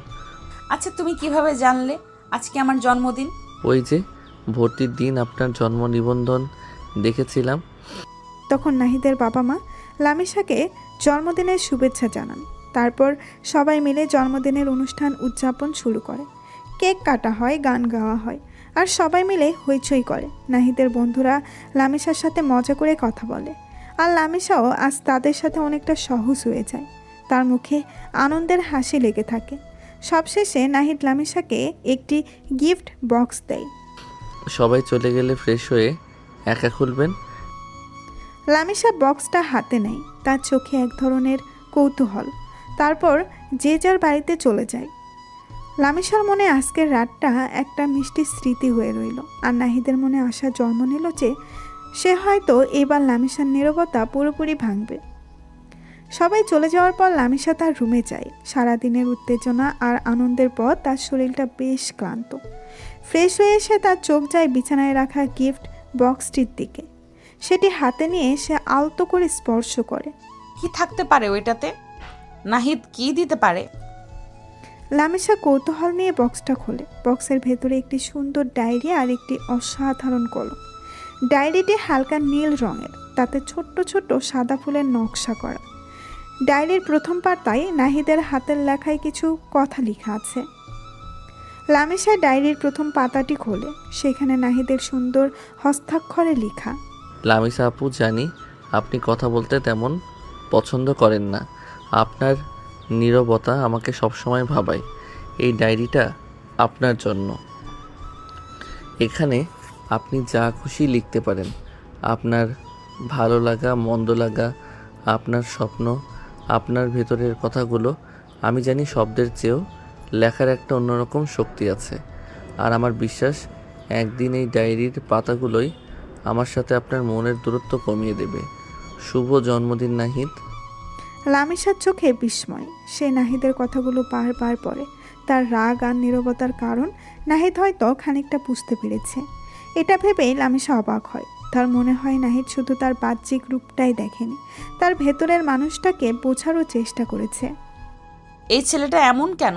এত ধৈর্য। আমি যখন ওর সাথে কথা বলি না তখনও হতাশ হয় ঠিকই, কিন্তু হাল ছাড়ে না। আর এই ডায়েরি, এটা তো আমার মনের কথা লেখার জন্য। আমার গোপন কথাগুলো। ও কি আমার রহস্য ভাঙতে চায়? লামিশার মুখে এক ফালি হাসি ফুটে ওঠে। এটা শুধু একটা ডায়েরি নয়, এটা যেন নাহিদের দেওয়া একটা সুযোগ নিজের ভেতরের জগৎটাকে প্রকাশ করার, আর হয়তো আকাশের কাছে নিজেকে মেলে ধরারও। তিথি ডায়েরিটা বুকের কাছে আঁকড়ে ধরে। তার মনে হয় নাহিদের সাথে তার এই নীরবতার সম্পর্কটা হয়তো এবার সত্যিই বদলে যাবে। ডায়েরির প্রতিটি পাতায় যেন নতুন করে শুরু করার একটি আমন্ত্রণ লুকিয়ে আছে। পরের দিন সকাল, নাহিদ লামিশাকে বাইকে করে ভার্সিটিতে নিয়ে যাচ্ছিল। গতকালকে জন্মদিনের আনন্দের রেশ কাটেনি নাহিদের। তার মনে আশা হয়তো ডায়েরি পেলে লামিশা এবার কিছুটা হলেও সহজ হবে। সে লামিশার সাথে নানান কথা বলার চেষ্টা করছিল। আপু, কালকে রাতে আপনি গিফটটা করেছেন, কেমন লাগলো? আপনার পছন্দ হয়েছে তো? লামিশা সামান্য মাথা নেড়ে বোঝায় যে সে দেখেছে। ডায়েরিটা আপনার ভালো লেগেছে? আপনি কি কিছু লিখেছেন? লামিশা কিছু বলে না। নাহিদ বোঝে আজও সেই পুরনো নীরবতাই ফিরে এসেছে। তার মনে কিছুটা হতাশা নেমে আসে, কিন্তু সে হাল ছাড়ে না। আপু, আপনার ফেভারিট মিষ্টি কি, বা আপনার পছন্দের কোনো খাবার আছে? যদি থাকে তাহলে বলতে পারেন, আমি আনিসাকে দিয়ে রেসিপিটা জেনে নেব। লামিশা আজও নীরব। নাহিদের মনে প্রশ্ন জাগছে, কেন সে এমন করছে? কাল রাতে তো এত সহজ ছিল। বাইকের পেছনে বসে লামিশা নাহিদের কথাগুলো শুনছিল। তার মুখে কোনো অভিব্যক্তি নেই, কিন্তু মনের ভেতরে তখন চলছিল এক তোলপাড়। আচ্ছা নাহিদ আমার সাথে কথা বলার জন্য এমন উতলা হয়ে যায় কেন? ও কি আমাকে ভালোবাসে? আরে না না, ও তো আমার থেকে 3 বছরের ছোট, এটা হতে পারে না। কিন্তু ও যেভাবে আমার যত্ন নেয়, যেভাবে আমার পছন্দ অপছন্দ জানতে চায়, কালকে রাতে আমার জন্মদিনটা ও যেভাবে পালন করলো, আমার বাবা মাও এতটা প্ল্যান করেননি। ওর চোখে আমার জন্য যে মুগ্ধতা দেখি, সেটা কি শুধুই বন্ধুত্ব? আমি তো ছেলেদের সাথে মিশতে পারি না। আমার অতীতটা সে যদি জানতে পারে, তখন কি ও আমাকে এভাবে চাইবে? আমি কি ওর মতো একটা হাসি খুশি সাহসী ছেলের যোগ্য? ওর মতো করে মিশতে পারলেই আমার ভালো লাগতো, কিন্তু আমি যে পারি না। আমার মনের ভেতরের এই দেওয়ালটা আমি নিজেও ভাঙতে পারছি না। লামিশা মনে মনে নিজের সাথে যুদ্ধ করে। সে একধারে নাহিদের মনোযোগে মুগ্ধ, আবার তার ভেতরের ভয় আর সংকোচটাকে আটকে রাখে। বাইক ভার্সিটির গেটে পৌঁছায়। নাহিদ বাইক থামায়। তাহলে আপু ভার্সিটি শেষে গেটে অপেক্ষা করবেন? লামিশা শুধু মাথা নাড়িয়ে ক্লাসরুমের দিকে চলে যায়। নাহিদ বাইক পার্ক করে তার বন্ধুদের দিকে যায়। তার মনে আজও সেই একই প্রশ্ন, লামিশার নীরবতার পেছনে আসল কারণটা কি? সেদিন ভার্সিটি থেকে ফিরে নাহিদ আর থাকতে পারল না। লামিশার নীরবতা যেন তার মনের সব ধৈর্য কেড়ে নিয়েছে। সে তৎক্ষণাৎ বন্ধুদের গ্রুপ কল দেয়। দোস্তরা, আমি আর পারছি না। আমি লামিসা আপুকে প্রপোজ করতে চাই। কিরে এত তাড়াতাড়ি? আমরা না বললাম একটু সময় দিতে? আর সময় নিতে পারছি না আমি। আমার মনে হয় আমি যদি ওকে আমার মনের কথা না জানাই, আমি পাগল হয়ে যাব। কিন্তু কিভাবে প্রপোজ করবি? কোনো প্ল্যান করছিস? না, তেমন কিছু ভাবিনি। তোরা কিছু আইডিয়া দে। দেখ, লামিশা আপু তো একটু শান্ত স্বভাবের। আমার মনে হয় খুব জাঁকজমক কিছু ওর ভালো লাগবে না। হ্যাঁ একদম ঠিক। সাধারণত কিন্তু হৃদয়স্পর্শী কিছু কর। যেমন ধর, কোনো শান্ত সুন্দর জায়গা নিয়ে গিয়ে প্রপোজ করতে পারিস। কোথায়? ভার্সিটির পাশে লেকটা কেমন হয়? রাতের বেলায় লাইটিংয়ের ব্যবস্থা করলে বেশ রোমান্টিক লাগবে। লেকটা খারাপ না, কিন্তু আর কি করা যায়? তুই বরং ওকে একটা চিঠি লেখ, তোর মনের সব কথা খুলে বল। আর চিঠি শেষে প্রপোজ করিস। হ্যাঁ, এটা ভালো আইডিয়া। আমি একটা চিঠি লিখব, আর তোরা লেকের আশেপাশে লাইটিংয়ের ব্যবস্থা করবি। আর ব্যাকগ্রাউন্ডে হালকা কোনো গান বাজলে কেমন হয়? তোরা সব সামলাতে পারবি তো? নিশ্চিন্ত থাক, আমরা আছি তোর পাশে। নাহিদ মনে মনে প্রপোজালের একটা ছক তৈরি করে। লেকের শান্ত পরিবেশ, নিজের লেখা একটি চিঠি আর বন্ধুদের সাহায্য, সব কিছু মিলিয়ে সে তিথির মনে ভালোবাসার দোলা দিতে চায়। নাহিদ কি পারবে তার ভালোবাসার কথা লামিশার কাছে পৌঁছে দিতে? তার লামিশা কি নাহিদের প্রস্তাবে রাজি হবে? আরে আমি তো আর অপেক্ষা করতে পারছি না, চলুন তাড়াতাড়ি দেখি সামনে কি হয়। দৃশ্য পরিবর্তন হয় পরের দিন সকালে। নাহিদ লামিশা নিয়ে ভার্সিটির দিকেই যাচ্ছে। গতকাল রাতের আলোচনা তখনও নাহিদের চোখে মুখে লেগে আছে। তার মনে আছে এক নতুন সাহস। সে সিদ্ধান্ত নিয়েছে আজই লামিশাকে তার মনের কথা বলবে। সে লামিশাকে নিয়ে সোজা তাদের ভেন্যুতে চলে যায়। লামিশা কিছুটা অবাক হয়। লামিশা কিছু বলতে যাবে, তখনই নাহিদ বলে ওঠে, আপু, একটা কথা বলতে চাই। জানি না আপনি কি ভাববেন, কিন্তু আমি আপনাকে খুব পছন্দ করি। বলতে পারেন ভালোবেসে ফেলেছি। আমি আপনাকে বিয়ে করতে চাই। নাহিদের কথা শুনে লামিশা যেন বর্জাহত হয়। তার মুখ ফ্যাকাশে হয়ে যায়। বাইকটা একটু থেমে গেলে সে ধীরে ধীরে নেমে আসে। নাহিদের চোখে তখন তীব্র জিজ্ঞাসা, কি হলো আপু, কিছু বলছেন না যে? না নাহিদ, আমি পারবো না। কেন আপু, কেন পারবেন না? না নাহিদ, আমি পারবো না। তুমি আমার থেকে 3 বছরের ছোট। তাছাড়া আমি...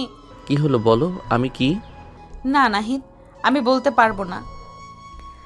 লামিশা কথাটি বলে দ্রুত হেঁটে চলে যেতে চায়। তখনই নাহিদ লামিশার হাত ধরে ফেলে। নাহিদ, আমার হাত ছাড়ো।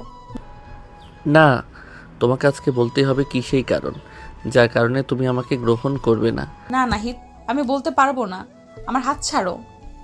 নাহিদের কথায় লামিশা কিছুক্ষণের জন্য থমকে যায়। তার চোখ বড় বড় হয়ে যায়। নাহিদের যেয়ে তার ধীরতা তাকে বিচলিত করে তোলে।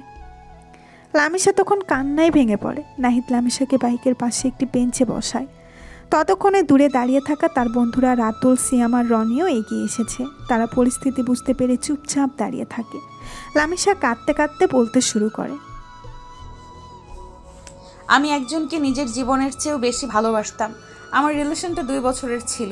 আমি আমার পরিবারকেও জানিয়েছিলাম, তারাও মেনে নিয়েছিল। আমাদের দিন ভালোই যাচ্ছিল। আমরা দুজনকে কথা দিয়েছিলাম যে আমরা দুজনকে বিয়ে করব।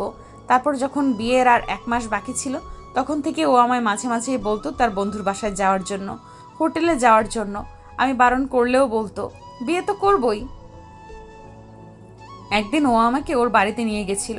আমি মনে করেছিলাম বাড়িতে ওর বাবা মাও আছে, কিন্তু বাড়িতে কেউ ছিল না। তখন ও আমার সাথে জোরাজুরি করতে থাকে। তখন আমি ওকে ধাক্কা দিয়ে সরিয়ে ওকে রুম দিয়ে লক করে পালিয়ে আসি। পরে ও আমাকে বিয়ে করেনি, অন্য একজনকে বিয়ে করেছে। আমি ওকে অনেক বলেছিলাম, কিন্তু ও আমার কথা একবারও মানেনি। সেদিন সিদ্ধান্ত নিয়েছিলাম যে কখনো বিয়ে করব না। আসলে সেদিনের পর থেকে আমার সব ছেলেদের উপর থেকে বিশ্বাসই উঠে গিয়েছে। তাই আমি কোনো ছেলের সাথে কথা বলি না। তুমি হয়তো বুঝতে পেরেছো নাহিদ, তুমি অনেক ভালো ছেলে। তুমি আমার থেকে আরও অনেক ভালো মেয়ে পাবে। আমার পেছনে তোমার মূল্যবান সময় নষ্ট করো না। এটা বলেই লামিশা সেখান থেকে কাঁদতে কাঁদতে চলে যায়। নাহিদ সেখানে হতবাক হয়ে বসে পড়ে।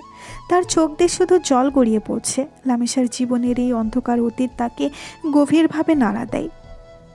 নাহিদের বন্ধুরা তার পাশে এসে বসে। তারা জানে এই মুহূর্তে নাহিদের কতটা কষ্ট হচ্ছে। দোস্ত, এমনটা নয়, সব সম্পর্ক এরকম হয় না, তুই ভেঙে পড়িস না। লামিসা আপু খুব কঠিন একটা সময়ের মধ্য দিয়ে যাচ্ছে। হ্যাঁ রে নাহিদ, ওর প্রতি তো আরও বেশি সহানুভূতি দেখা। এই মুহূর্তে ওকে তোর পাশে দরকার। ওর বিশ্বাস ভেঙে গেছে। দেখ, লামিশা আপু তোকে সব কথা বলেছে। এটাতে বোঝা যায় ও তোকে কতটা বিশ্বাস করে। তুই ওকে সময় দে, ধীরে ধীরে ওর মন থেকে এই ভয়টা মুছে যাবে। আজকে যদি না বলো তাহলে আমি সুইসাইড করব। আমি আর এই জীবন রাখবো না। কি হলো বলো? কিন্তু আমি কি পারবো ওর এই কষ্ট দূর করতে? ওর উপর যে আঘাতটা এসেছে সেটা তো খুব গভীর। আমি ওকে বোঝাতে চাই সব ছেলে এরকম হয় না। পারবি দোস্ত, তোর ভালোবাসা যদি সত্যি হয় তাহলে পারবি। ওর পাশে থাক। ওকে বল যে তুই ওর অতীত নিয়ে বিচার করবি না, শুধু ওর বিশ্বাসটা ফিরিয়ে আনার চেষ্টা কর। বন্ধুদের কথায় নাহিদ কিছুটা সান্ত্বনা পায়। সে জানে এই পথটা কঠিন হবে, কিন্তু লামিশাকে সে কোনোভাবেই হারাতে চায় না। তার মনে এখন লামিশার প্রতি আরও বেশি ভালোবাসা আর এক অদম্য জেদ কাজ করছে। নাহিদ কি পারবে লামিশার মনে আবার বিশ্বাস ফিরিয়ে আনতে এবং তার অতীতকে ভুলিয়ে দিতে? তাদের সম্পর্ক কি এই কঠিন পরীক্ষা পেয়ে আরও মজবুত হবে? দর্শক, আমি কত কি আশা করেছিলাম, কিন্তু সব তো দেখে আমার চিন্তার উল্টোটা হলো। আচ্ছা, চলুন দেখি সামনে কি হয়। লামিশা চলে যাওয়ার পর নাহিদ তখনও বেঞ্চে বসেছিল। তার মাথা ঘুরছিল। লামিশার বলা প্রতিটি কথা, রাগ, কষ্ট, হতাশা সব কিছুই মিলেমিশে একাকার হয়ে যাচ্ছিল। কিন্তু পরক্ষণেই তার মনে একটা জেদ জন্ম নেয়। নাহিদ হঠাৎ দাঁড়িয়ে পড়ে, মনে মনে দৃঢ়তার সাথে বলে, না না, আমি তোর বয়স অতীত কিছু দেখে ওকে ভালোবাসিনি। আমি তো ওকে দেখেই ভালোবাসি। তাহলে এখন কি আমি সরে যাব? না, প্রশ্নই আসে না। আমার ভালোবাসা কি এতই ঠুনকো যে একটা অতীত ঘটনা আমাকে থামিয়ে দেবে? আমি লামিসার মন থেকে সব ভয়, অবিশ্বাস দূর করবই। ও বিশ্বাস হারিয়েছে, আমি ওকে আবার বিশ্বাস করতে শেখাবো। তারপর তখনই নাহিদ তার বাড়ির উদ্দেশ্যে রওনা হয়। বাড়িতে এসে নাহিদ সোজা তার রুমে চলে যায়। ওয়াশরুম থেকে বেরিয়ে নিজেকে আবার আগের মতো করে নেয়। তার চোখে এখন নতুন দৃঢ়তা, নতুন সংকল্প। পরের দিন সকালে নাহিদ বাইক নিয়ে দাঁড়িয়ে আছে লামিশার বাড়ির সামনে। লামিশা বাড়ি থেকে বেরিয়ে নাহিদকে দেখে অনেকটা অবাক হয়। সে মনে করেছিল নাহিদ হয়তো আর তার সাথে তেমন কথাবার্তা বা দেখা করবে না, কিন্তু ঘটল সেটার উল্টোটা। লামিশা কিছু না বলে নাহিদের বাইকের পেছনে বসে পড়ে। নাহিদ তখন সোজা ভার্সিটিতে না গিয়ে একটি পার্কে চলে যায়। নাহিদ, আমরা এখানে কেন এসেছি? আমরা এখানে এসেছি কিছু কথা বলার জন্য। এমন কিছু কথা যা ভার্সিটির কোলাহলে বা রাস্তার ভিড়ে বলা সম্ভব নয়। লামিসা আপু, আমি জানি কালকে আপনি খুব কষ্টের একটা কথা বলেছেন, আর আমি এটাও জানি এই অভিজ্ঞতার পর ছেলেদের উপর থেকে আপনার বিশ্বাস উঠে গেছে, কিন্তু সব ছেলে একরকম হয় না। আমি জানি নাহিদ, কিন্তু আমার পক্ষে আর কাউকে বিশ্বাস করা সম্ভব নয়। আমার আর কাউকে ভালোবাসার মতো সাহস নেই। সাহস নেই, কিন্তু বিশ্বাস তো আছে। আমি কি আপনার বন্ধু নই?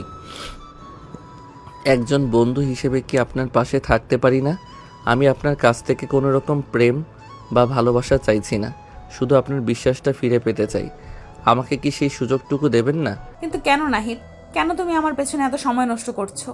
আমার মতো একটা মেয়েকে মা আপনার মতো ভালো মেয়ে পাওয়া খুব কঠিন। আপনি হয়তো আপনার অতীত দিয়ে নিজেকে বিচার করছেন, কিন্তু আমি আপনাকে আপনার অতীত দিয়ে বিচার করি না। আমি আপনাকে লামিসা হিসেবে চিনি, যে সুন্দর মনের একজন মানুষ। আপনি যে কষ্ট পেয়েছেন সেটা আমি বুঝি, আর আমি আপনার সেই কষ্ট কমাতে চাই। আপনি শুধু আমাকে বিশ্বাস করুন। লামিসা নাহিদের দিকে তাকিয়ে থাকে। তার চোখ তখন সংশয় আর এক অজানা অনুভূতি। নাহিদের কথাগুলো তার মনের গভীরে আঘাত করে। সে বোঝে নাহিদের ভালোবাসাটা হয়তো অন্যরকম। পার্কে তখন পাখির কিচিরমিচির আর মৃদু বাতাস বইছে, তা তাদের কথোপকথন আরও গভীরতা দিচ্ছিল। পার্কে কিছুক্ষণ হাঁটাচলা করে নাহিদ আর লামিসা ভার্সিটিতে না গিয়ে সোজা বাড়ির দিকে রওনা দেয়। সারাটা পথ নাহিদ লামিসাকে বোঝানোর চেষ্টা করে, আর লামিসা তার কথাগুলো চুপচাপ শোনে। তার মুখের কঠোরতা যেন কিছুটা কমেছে, চোখ লেগে আছে এক অব্যক্ত বেদনা। নাহিদ নিজের বাড়ি এসে দেখে তার বাবা আজকে বাড়িতেই আছেন। নাহিদ তখন তার মাকে ডাক দেয়। তার মা আসলে সে তাকে বাবার পাশে বসতে দেয়। মা, বাবা, আমি তোমাদের একটা গুরুত্বপূর্ণ কথা বলতে চাই। আমি লামিসাকে ভালোবাসি এবং তাকে বিয়ে করতে চাই। নাহিদের কথা শুনে তার মা বাবা চমকে ওঠেন। তুই কি তোর রহমান আঙ্কেলের মেয়ের কথা বলছিস? হ্যাঁ মা। না, এটা আমি মানতে পারবো না। লামিসা তোর থেকে প্রায় 3 বছরের বড়। বাবা, ভালোবাসা কি বয়স দেখে হয়? আমি তো লামিসাকে তার বয়স দেখে ভালোবাসিনি, আমি ওকে দেখেই ভালোবেসেছি। ওর সাথে আমার আত্মার টান। ওর যে কষ্ট আছে, যে অতীত আছে, আমি সেটা জানি, আর আমি ওকে সেই সব কিছু থেকে মুক্তি দিতে চাই। আমি ওর পাশে থাকতে চাই, ওকে আবার বিশ্বাস করতে শেখাতে চাই। ওর সব আঘাত আমি মুছে দিতে চাই বাবা। না, তুই যাই বলিস এটা আমি মেনে নেব না। বাবা, আমার স্বপ্নটা তো তোমাদের কাছে অজানা নয়।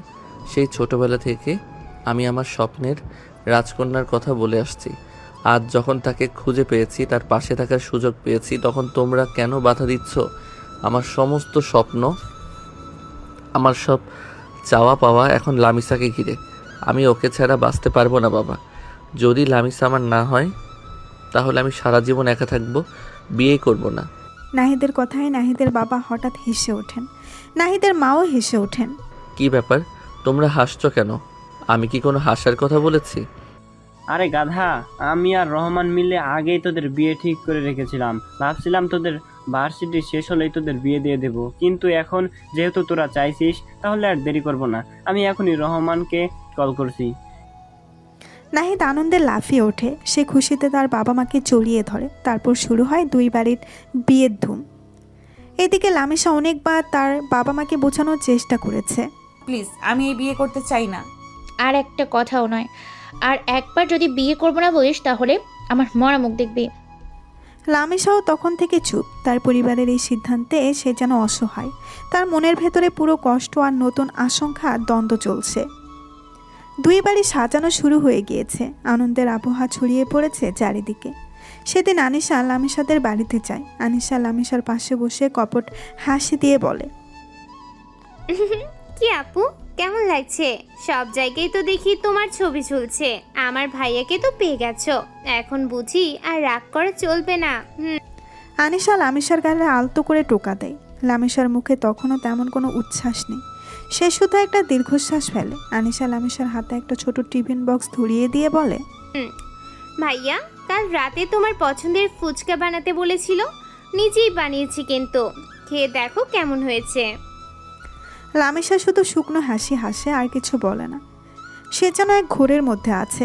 লামিসার এই নীরবতা কি বিয়ের পরও বজায় থাকবে, নাকি নাহিদের ভালোবাসা তার মনের সব দ্বিধা দূর করে দেবে? দর্শক, গল্প কোথা থেকে কোথায় চলে আসলো আমি কোথায় মনে করলাম এখন দুঃখের কিছুদিন যাবে, কিন্তু এখন দেখি বিয়ে হচ্ছে। রাইটার ভাইয়া কিন্তু আসলে একটা জিনিস। দুই বাড়িতেই ধীরে ধীরে অতিথি আসা শুরু হয়েছে। বিয়ের এক ভিন্ন আমেজ ছড়িয়ে পড়েছে চারিদিকে। নাহিদের বাড়িতে আনন্দের কোলাহল, আর লামিসার বাড়িতেও আত্মীয় স্বজনে আনাগোনা। উৎসবের এই অবহের মাঝেও নাহিদের বাবা মা এবং লামিসার বাবা মা তাদের মধ্যকার বহু পুরনো বন্ধু ও নতুন সম্পর্কের বাঁধনকে আরও দৃঢ় করার সুযোগ পান। একদিন সন্ধ্যায় ড্রয়িং রুমে বসে নাহিদের বাবা এবং রহমান সাহেব গল্প করছিলেন। তাদের পাশে বসেছিলেন নাহিদের মা ও লামিসার মা।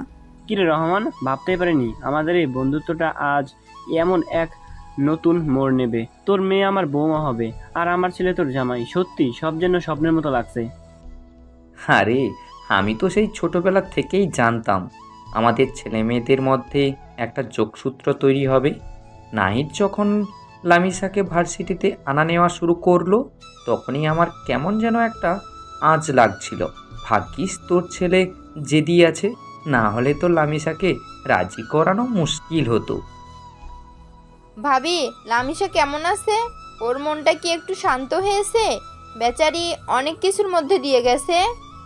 কি আর বলবো ভাবি, মেয়েটা তো প্রথম দিনই রাজি হচ্ছিল না। ওর মনের কষ্টটা তো আমরা জানি, কিন্তু আপনাদের নাহিদ জেদ আর ভালোবাসা দেখে এখন মনে হচ্ছে লামিসা ঠিকই মানিয়ে নেবে। ও নাহিদের মতো একটা ভালো ছেলেই পাবে, এটা আমাদের ভাগ্য। হ্যাঁ রে, নাহিদ ছেলেটা সত্যিই খাঁটি সোনা। লামিসার অতীতে যে কষ্ট ছিল সেটা জেনে শুনেও ও লামিসাকে ছাড়তে চায়নি। এমন ছেলে আজকালকার দিনে মেলা ভার। আমি তো নিশ্চিত নাহিদ লামিসাকে অনেক সুখে রাখবে। সে তো রাখবেই। আমার ছেলে তো আর যে সে ছেলে নয়। তবে লামিসাও খুব লক্ষ্মী মেয়ে। ওর নীরবতা দেখে মনে হয় ওর ভেতরে অনেক গুণ আছে। আর আমাদের নাহিদ তো ওকে ঠিকই হাসি খুশি করে তুলবে। ঠিক বলেছেন ভাইজান, আমাদের নাহিদ লামিসার সব দুঃখ কষ্ট ভুলিয়ে দেবে। আপনারা চিন্তা করবেন না, লামিসা এখন আমাদের বাড়ির মেয়ে। তাদের চোখে মুখে তখন এক নতুন স্বপ্ন, এক নতুন আশার আলো। এই কথোপকথন যেন দুই পরিবারের মধ্যকার সম্পর্ককে আরও গভীর করে তোলে এবং তারা ভবিষ্যতের দিকে এক নতুন বন্ধনে আবদ্ধ হওয়ার অপেক্ষায় থাকে। দেখতে দেখতে বিয়ের দিন ঘনিয়ে আসে। আজ গায়ে হলুদ, কাল বিয়ে। দুই বাড়িতেই উৎসবের শেষ মুহূর্তের ব্যস্ততা। রং বেরঙের বাতি, ফুলের সাজ আর অতিথিদের আনাগোনায় প্রতিটি কোণায় যেন আনন্দের ঢেউ। গায়ে হলুদের অনুষ্ঠানের কিছুক্ষণ আগে নাহিদ আর থাকতে না পেরে লামিসার বাড়ির দিকে রওনা দেয়। তোর ছেলের সবার ভালোবাসাটাও তো অলক্ষ্যে সে কম লামিসার নয়। রুমে চলে যায়। এমন ভালোবাসা লামিসা তখন থাকলে সেজেগুজে হলুদের সাজে প্রস্তুতি নিচ্ছিল। গলে যায়। লামিসা আয়নার সামনে বসে চুল ঠিক করছিল। নাহিদ হঠাৎ আগমন দেখে সে চমকে ওঠে। কি ব্যাপার, তুমি এখানে কি করছো? এখন তো তোমার বাড়িতে গায়ে হলুদ। ও হো হো হো, বউ রাগ করেছে নাকি? আমি তো এসেছি আমার হবু বউ কেমন লাগছে সেটা দেখতে, কিন্তু তুমি তো আমাকে ঘরে ঢুকতেও দিচ্ছ না। একদম ফাজলামো করবে না, যাও এখান থেকে। এখন কেউ দেখলে কি ভাববে? কি আর ভাববে? ভাববে যে বর এসেছে তার হবু বউকে দেখতে। আর তাছাড়া আজ তো আমাদের গায়ে হলুদ, একটু দুষ্টামি না করলে কি চলে? তোমার এই গোলাপি ঠোঁটগুলো দেখলে আমি নিজেকে ধরে রাখতে পারি না। তার উপর তুমি আবার লিপস্টিক দিয়েছো, আমি তো শেষ। লামিসা নাহিদের কথা শুনে কিছুটা অপ্রস্তুত হয়ে যায়, কিন্তু তার মুখে কোনো হাসি ফোটে না। সে শুধু নাহিদের দিকে একবার তীক্ষ্ণ দৃষ্টিতে তাকায়। নাহিদ, ফালতু কথা বলবে না, যাও এখান থেকে। এখন যদি বাবা মা দেখে ফেলে তাহলে খুব খারাপ হবে। এমনিতেই আমার জীবনটা শেষ করে দিয়েছো, আর কি চাও? আরে বাবা, এত রাগ কেন? গায়ে হলুদে তো একটু খুশি খুশি থাকতে হয় নাকি? আমার তো মনে হচ্ছে তুমি এখনো আমাকে সহ্য করতে পারছো না। আর একটু এগিয়ে এসে লামিসার কাঁধে হাত রাখান ভান করে লামিসার সঙ্গে সঙ্গে নাহিদের হাত সরিয়ে দেয়। তার চোখে তখনও বিরক্তি আর এক ধরনের দূরত্ব স্পষ্ট। নাহিদ, তুমি সীমা অতিক্রম করছো, দয়া করে যাও। লামিসার এমন আচরণে নাহিদের মনটা কিছুটা দমে যায়।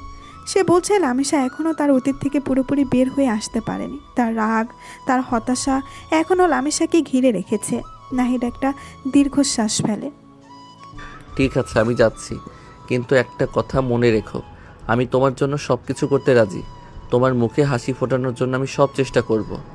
নাহিদ আর কিছু না বলে লামিসার রুম থেকে বেরিয়ে যায়। লামিসা আয়নার সামনে বসে নাহিদের চলে যাওয়ার শব্দ শোনে, কিন্তু ঘুরে তাকায় না। তার মুখে তখনও সেই নিস্পৃহ ভাব। নাহিদের মনটা কিছুটা ভরাক্রান্ত হয়, কিন্তু তার জেদ আরও বেড়ে যায়। সে জানে এই পথটা সহজ হবে না, কিন্তু লামিসার মন জয় করার তখন তার জীবনের একমাত্র লক্ষ্য। অবশেষে সেই দিনটি চলে আসে, নাহিদ আর লামিসার বিয়ের দিন। সকাল থেকেই দুই বাড়িতে সাজ রব। একদিকে সানাইয়ের সুর, অন্যদিকে অতিথিদের আনাগোনা। উৎসবের এক ভিন্ন মেজাজ চারপাশে। ইসলামিক নিয়ম অনুসারে বিয়ের সকল কার্যক্রম শুরু হয়। কাজী সাহেব আসেন, দোয়া দরুদ পড়ানো হয়। লামিসাকে যখন কবুল বলার জন্য জিজ্ঞেস করা হয়, তখন তার চোখে মুখে কোনো অনুভূতি ছিল না। সে শুধু নিস্পৃহভাবে মাথা নাড়িয়ে সম্মতি জানায়। নাহিদের মনে তখন মিশ্র অনুভূতি। একদিকে লামিসাকে নিজের করে পাওয়ার আনন্দ, অন্যদিকে তার মুখের এই ভাবলেসহীনতা দেখে এক অব্যক্ত কষ্ট। নাহিদকে যখন কবুল বলার জন্য বলা হয়, সে এক মুহূর্ত দেরি না করে দৃঢ় কণ্ঠে 3 বার কবুল বলে দেয়। তার চোখে তখন লামিসার প্রতি গভীর ভালোবাসা আর তাকে সুখে রাখার সংকল্প। বিয়ের কার্যক্রমে ফাঁকে ফাঁকে পরিবারের সদস্যরা আর নাহিদের বন্ধুরা একে অপরের সাথে গল্প করছিল। ভাবি, লামিসাকে কেমন যেন লাগছে, ওর মুখে কোনো হাসি নেই। মন খারাপ করবেন না ভাবি, মেয়েটা এত বড় একটা ঘটনার মধ্যে দিয়ে গিয়েছে। ওর জন্য একটু সময় লাগবে, দেখবেন নাহিদের ভালোবাসা ও ঠিক সব ভুলে যাবে। রহমান, দেখলি তো, তোর মেয়ে তো আমার ছেলের জেদের কাছে হার মানলো। আমার ছেলে ওর স্বপ্নের রাজকন্যাকে পেল। সে তো অবশ্যই, তবে তোর ছেলের ভালোবাসাটাও তো কম নয়। এমন ভালোবাসা থাকলে যে কোনো পাথরও গলে যায়। এইদিকে নাহিদের বন্ধুরা তো আনন্দে আত্মহারা। তারা নাহিদের দিকে তাকিয়ে হাসাহাসি করছে। কি রে দোস্ত, ফাইনালি তো তোর স্বপ্নের রাজকন্যাকে পেয়ে গেলি। এখন বুঝি আর বাইকের পেছনে শুধু বউকে বসানোর বাহানা থাকবে না? আরে এখন তো ভাবিকে নিয়ে হানিমুনে যাবে, তারপর তো আর আমাদের পাত্তা দিবে না। দোস্ত, দেখছিস না ভাবে এখনও কেমন গম্ভীর হয়ে আছে? তোর আজ রোমান্সের কি হবে? দূর, তোরা চুপ কর তো। ওর মন জয় করা এত সহজ নয়, ওকে আমার বোঝাতে হবে সব। তোরা চুপ থাক। বিয়ের রীতিনীতি অনুযায়ী নাহিদ তখন লামিসার হাত ধরেছিল। লামিসা এক ঝটকায় হাত সরিয়ে নেয়। নাহিদের মুখে তখন একরাশ কষ্ট ফুটে ওঠে, কিন্তু সে নিজেকে সামলে নেয়। সে জানে এই পথটা কতটা কঠিন হবে, কিন্তু সে প্রস্তুত। লামিসার মনে তখন এক মিশ্র অনুভূতি। একদিকে পরিবার আর সমাজের চাপ, অন্যদিকে অতীতের ভয় আর অবিশ্বাস। সে নাহিদের দিকে ফিরেও তাকায় না। তার মন তখন শুধু একটাই চিন্তা, আমার জীবনে কি আর কখনো আনন্দ ফিরে আসবে? আমি কি পারবো নাহিদকে ভালোবাসতে, নাকি আমার অতীত আমাকে চিরতরে আঁকড়ে ধরে রাখবে? তার চোখের কোণে তখন এক ফোঁটা জল চিকচিক করে ওঠে, যা কেউ দেখতে পায় না। বিয়ের সকল কাজ শেষে রাত গভীর হলে নাহিদ বাসর ঘরে প্রবেশ করে। ঘরের মৃদু আলোয় লামিসা একটি লম্বা ঘোমটা দিয়ে খাটে বসেছিল। নাহিদ ধীর পায়ে এগিয়ে গিয়ে লামিসার সামনে বসে। তার চোখে গভীর ভালোবাসা আর একরাশ আশা। নাহিদ যখন লামিসার হাত ধরতে যাবে, তখনই লামিসা হাত সরিয়ে নেয়। কি হয়েছে লামিসা, তুমি এমন চুপ করে আছো কেন? না নাহিদ, আমি তোমাকে স্বামীর অধিকার দিতে পারবো না। তুমি আমাকে আমার ইচ্ছার বিরুদ্ধে গিয়ে বিয়ে করেছো। আমি এই বিয়েতে রাজি ছিলাম না। তুমি কি বলছো না আমি আর কাউকে ভালোবাসতে পারবো না? আমার পক্ষে এটা সম্ভব নয়। তুমি কেন এমন করলে? কেন আমাকে জোর করলে? লামিসা প্লিজ, এভাবে বলো না। আমি জানি তোমার মনে অনেক কষ্ট, অনেক ভয়। আমি তোমাকে জোর করে বিয়ে করিনি লামিসা। তুমি তো জানো আমাদের বাবা মায়েরা এই সম্পর্কটা চেয়েছেন, আর আমার ভালোবাসাটা হয়তো তোমাকে রাজি করাতে পারিনি।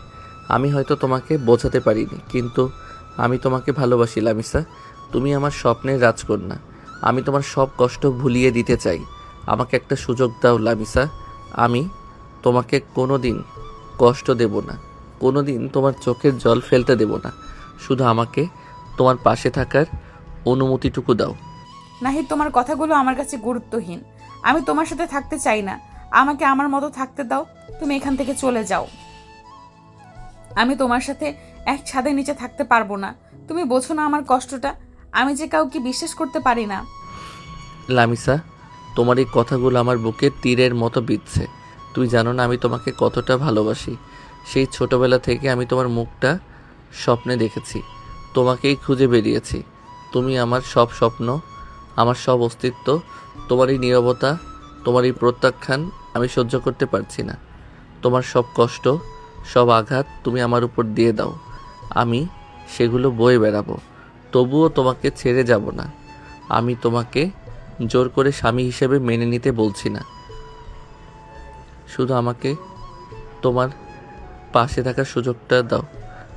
আমাকে বন্ধু হিসেবে, একজন বিশ্বাসী মানুষ হিসেবে তোমার পাশে থাকতে দাও। আমি জানি তুমি ভয়ে আছো, কিন্তু আমি তোমার সব ভয় দূর করে দেব। প্লিজ লামিসা, আমাকে বিশ্বাস করো। নাহিদ তখন লামিসাকে আর কিছু বলার সুযোগ না দিয়ে খাট থেকে একটি বালিশ নিয়ে সোফায় শুয়ে পড়ে। Good night. আর সরি, আমি আপনাকে জোর করে বিয়ে করেছি, পারলে আমাকে ক্ষমা করে দিয়েন। নাহিদ সঙ্গে সঙ্গে ঘুমিয়ে পড়ে। লামিসা তখনও থমকে বসেছিল। নাহিদের সেই কথাগুলো এখনও তার কানে বাজছিল। আমি তোমাকে জোর করে বিয়ে করিনি লামিসা, তুমি আমার স্বপ্নের রাজকন্যা। তোমার সব কষ্ট, সব আঘাত তুমি আমার উপর দিয়ে দাও।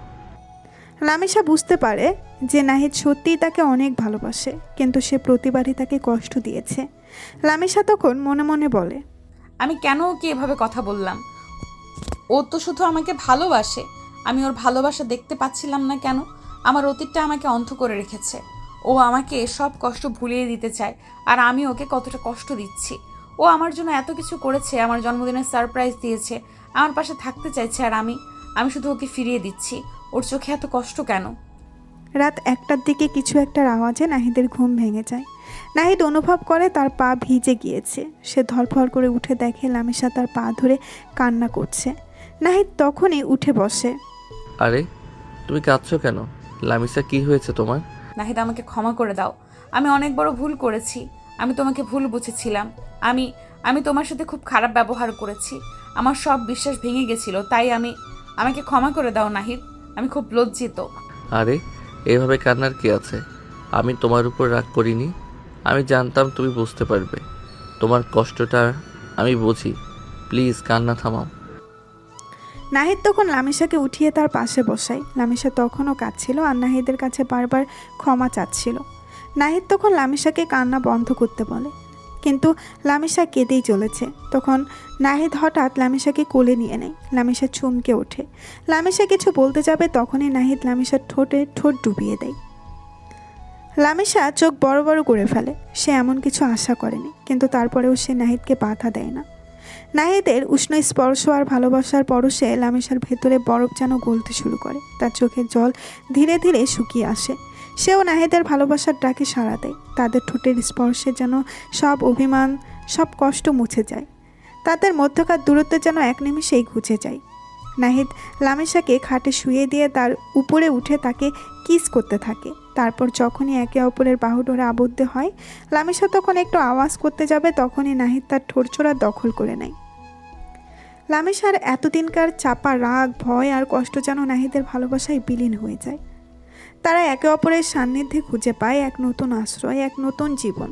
সেই রাতে বাসর ঘর হয়ে উঠে তাদের নতুন সম্পর্কের এক নীরব সাক্ষী, যেখানে ভালোবাসা আর বিশ্বাস একে অপরকে দৃঢ়ভাবে আঁকড়ে ধরে। পরের দিন সকালে এক নতুন ভোরের আলো যখন ঘরে উকি দেয়, নাহিদের ঘুম ভাঙে। চোখ খুলে সে দেখে লামিসা তার গলা জড়িয়ে ধরে পরম নির্ভরতায় ঘুমিয়ে আছে। লামিসার মুখটা দেখে নাহিদের মনটা শান্তিতে ভরে যায়। সে আলতো করে লামিসার কপালে চুলগুলো সরিয়ে দেয়, তারপর তার কপালে একটা গভীর চুমু এঁকে দেয়। তখনই লামিসার ঘুম ভেঙে যায়। এত সকালে উঠে গেছো? তোমার মুখের দিকে তাকিয়ে ঘুমিয়ে থাকা যায় নাকি? দেখতে দেখতেই তো সব সকাল হয়ে যায়। তুমি খুব দুষ্ট। লামিসা লজ্জায় নাহিদের বুকে মুখ গুজে দেয়। নাহিদ লামিসার চুলে হাত বুলাতে বুলাতে বলে, দুষ্ট তো হবই, এত সুন্দর একটা বউ পাশে থাকলে কি আর সাধু হয়ে থাকা যায়? এখন বলো কেমন লাগছে? কাল রাতে অনেক কেঁদেছ তো। তুমি পাশে থাকলে আর কোনো কষ্ট থাকে না। আমার মনে হচ্ছে আমি আবার নতুন করে বাঁচতে শিখেছি। তোমাকে ধন্যবাদ নাহিদ। ধন্যবাদ কিসের? আমি তো শুধু আমার ভালোবাসাটা তোমাকে ফিরিয়ে দিয়েছি। এখন থেকে তোমার মুখে আমি সব সময় হাসি দেখতে চাই। কোনো কষ্ট, কোনো ভয় যেন তোমাকে ছুঁতে না পারে। আমি জানি তুমি পারবে নাহিদ, আমি তোমাকে বিশ্বাস করি। হ্যাঁ, এই বিশ্বাসটাই সবচেয়ে জরুরি। আমি তোমাকে কথা দিচ্ছি, আমি তোমার হাত সারা জীবন ধরে রাখবো। তোমার জীবনের সব অন্ধকার দূর করে দেব। আমরা একসাথে পথ চলব, একে অপরের শক্তি হয়ে। আমি তোমার সাথেই থাকতে চাই নাহিদ, সব সময়। তাদের চোখে তখন নতুন স্বপ্নের আলো। বাসর রাতে ভুল বোঝাবুঝি, কষ্ট আর দীর্ঘশ্বাসের পর এই সকালটা যেন তাদের জীবনে এক নতুন অধ্যায়ের সূচনা করে। নাহিদের দৃঢ় ভালোবাসা আর লামিসার ভেঙে যাওয়া বিশ্বাসকে আবার জোড়া লাগানোর ক্ষমতা তাদের সম্পর্ককে এক অন্য মাত্রায় পৌঁছে দেয়। তারা একে অপরের সান্নিধ্যে আরও কিছুক্ষণ কাটিয়ে দেয়। হালকা হাসাহাসি, খুনছুটি আর ভালোবাসার সংস্পর্শে তাদের নতুন জীবনের প্রথম সকালটা আরও মধুময় হয়ে ওঠে। নাহিদের বুকে মাথা রেখে লামিসা তার জীবনের সব ভয় আর অনিশ্চয়তাকে ভুলে এক নতুন ভবিষ্যতের স্বপ্ন দেখতে শুরু করে। দর্শক, আজকের গল্পটি আমাদের অনেক কিছু শেখার। ভালোবাসার গভীরতা বয়স বা অতীতের অভিজ্ঞতা দিয়ে মাপা যায় না। আসল ভালোবাসা ধৈর্য, বিশ্বাস আর বোঝাপড়ার মাধ্যমেই গড়ে ওঠে। জীবনের কঠিন অভিজ্ঞতা মানুষকে কঠোর করলেও প্রকৃত ভালোবাসা সেই কষ্ট দূর করে নতুন করে বাঁচতে শেখায়। জেদ ও আত্মবিশ্বাস থাকলে যে কোনো কঠিন পরিস্থিতিতেও জয়ী হওয়া সম্ভব। সম্পর্ক ভাঙলে সব পুরুষের উপরই বিশ্বাস হারানো ঠিক নয়। ভালো মানুষের অস্তিত্ব সবসময় থাকে। পরিবারের সমর্থন এবং বিশ্বাস সম্পর্কে ভেতরে আরও মজবুত করে তোলে। পাশের বাড়ির রাগে মেয়ের মিষ্টি ভালোবাসার গল্পটি নাহিদ ও লামিসায় ভালোবাসা এক আবেক্ষণ চায়নি, যেখানে নাহিদ তার স্বপ্নের রাজকন্যা লামিসাকে খুঁজে পায়। লামিসার জীবনের এক ভয়াবহ অতীত তাকে নীরব ও অবিশ্বাসী করে তোলে, কিন্তু নাহিদের অক্লান্ত চেষ্টা, দৃঢ় আত্মবিশ্বাস আর নিঃস্বার্থ ভালোবাসা ধীরে ধীরে লামিসার মনের সব বাধা ভেঙে দেয়। তাদের সম্পর্ককে প্রমাণ করে যে প্রকৃত ভালোবাসা সব বাধা অতিক্রম করে জীবনের নতুন অর্থ ফিরিয়ে আনতে পারে। এই গল্পটি বিশ্বাস, ধৈর্য এবং ভালোবাসার জয়কে তুলে ধরে। প্রিয় দর্শক, আমাদের গল্পটা কেমন লাগলো? নাহিদ আর আমার ভালোবাসার এই পথ চলা আপনাদের মন ছুঁয়ে গেছে তো? আমার বিশ্বাস আমার কষ্ট আর নাহিদের ভালোবাসার জেদ হয়তো আপনাদের কিছুটা হলেও শেখাতে পেরেছে। আপনাদের অনুভূতিগুলো কমেন্ট করে জানান। গল্পটা ভালো লাগলে সবাই লাইক দিন, বন্ধুদের সাথে শেয়ার করুন। আর এমন আরও সুন্দর সুন্দর গল্প পেতে আমাদের চ্যানেলটি সাবস্ক্রাইব করে পাশে থাকুন। আপনাদের ভালোবাসা আমাদের এগিয়ে চলার অনুপ্রেরণা। সবাইকে ধন্যবাদ। সমাপ্ত।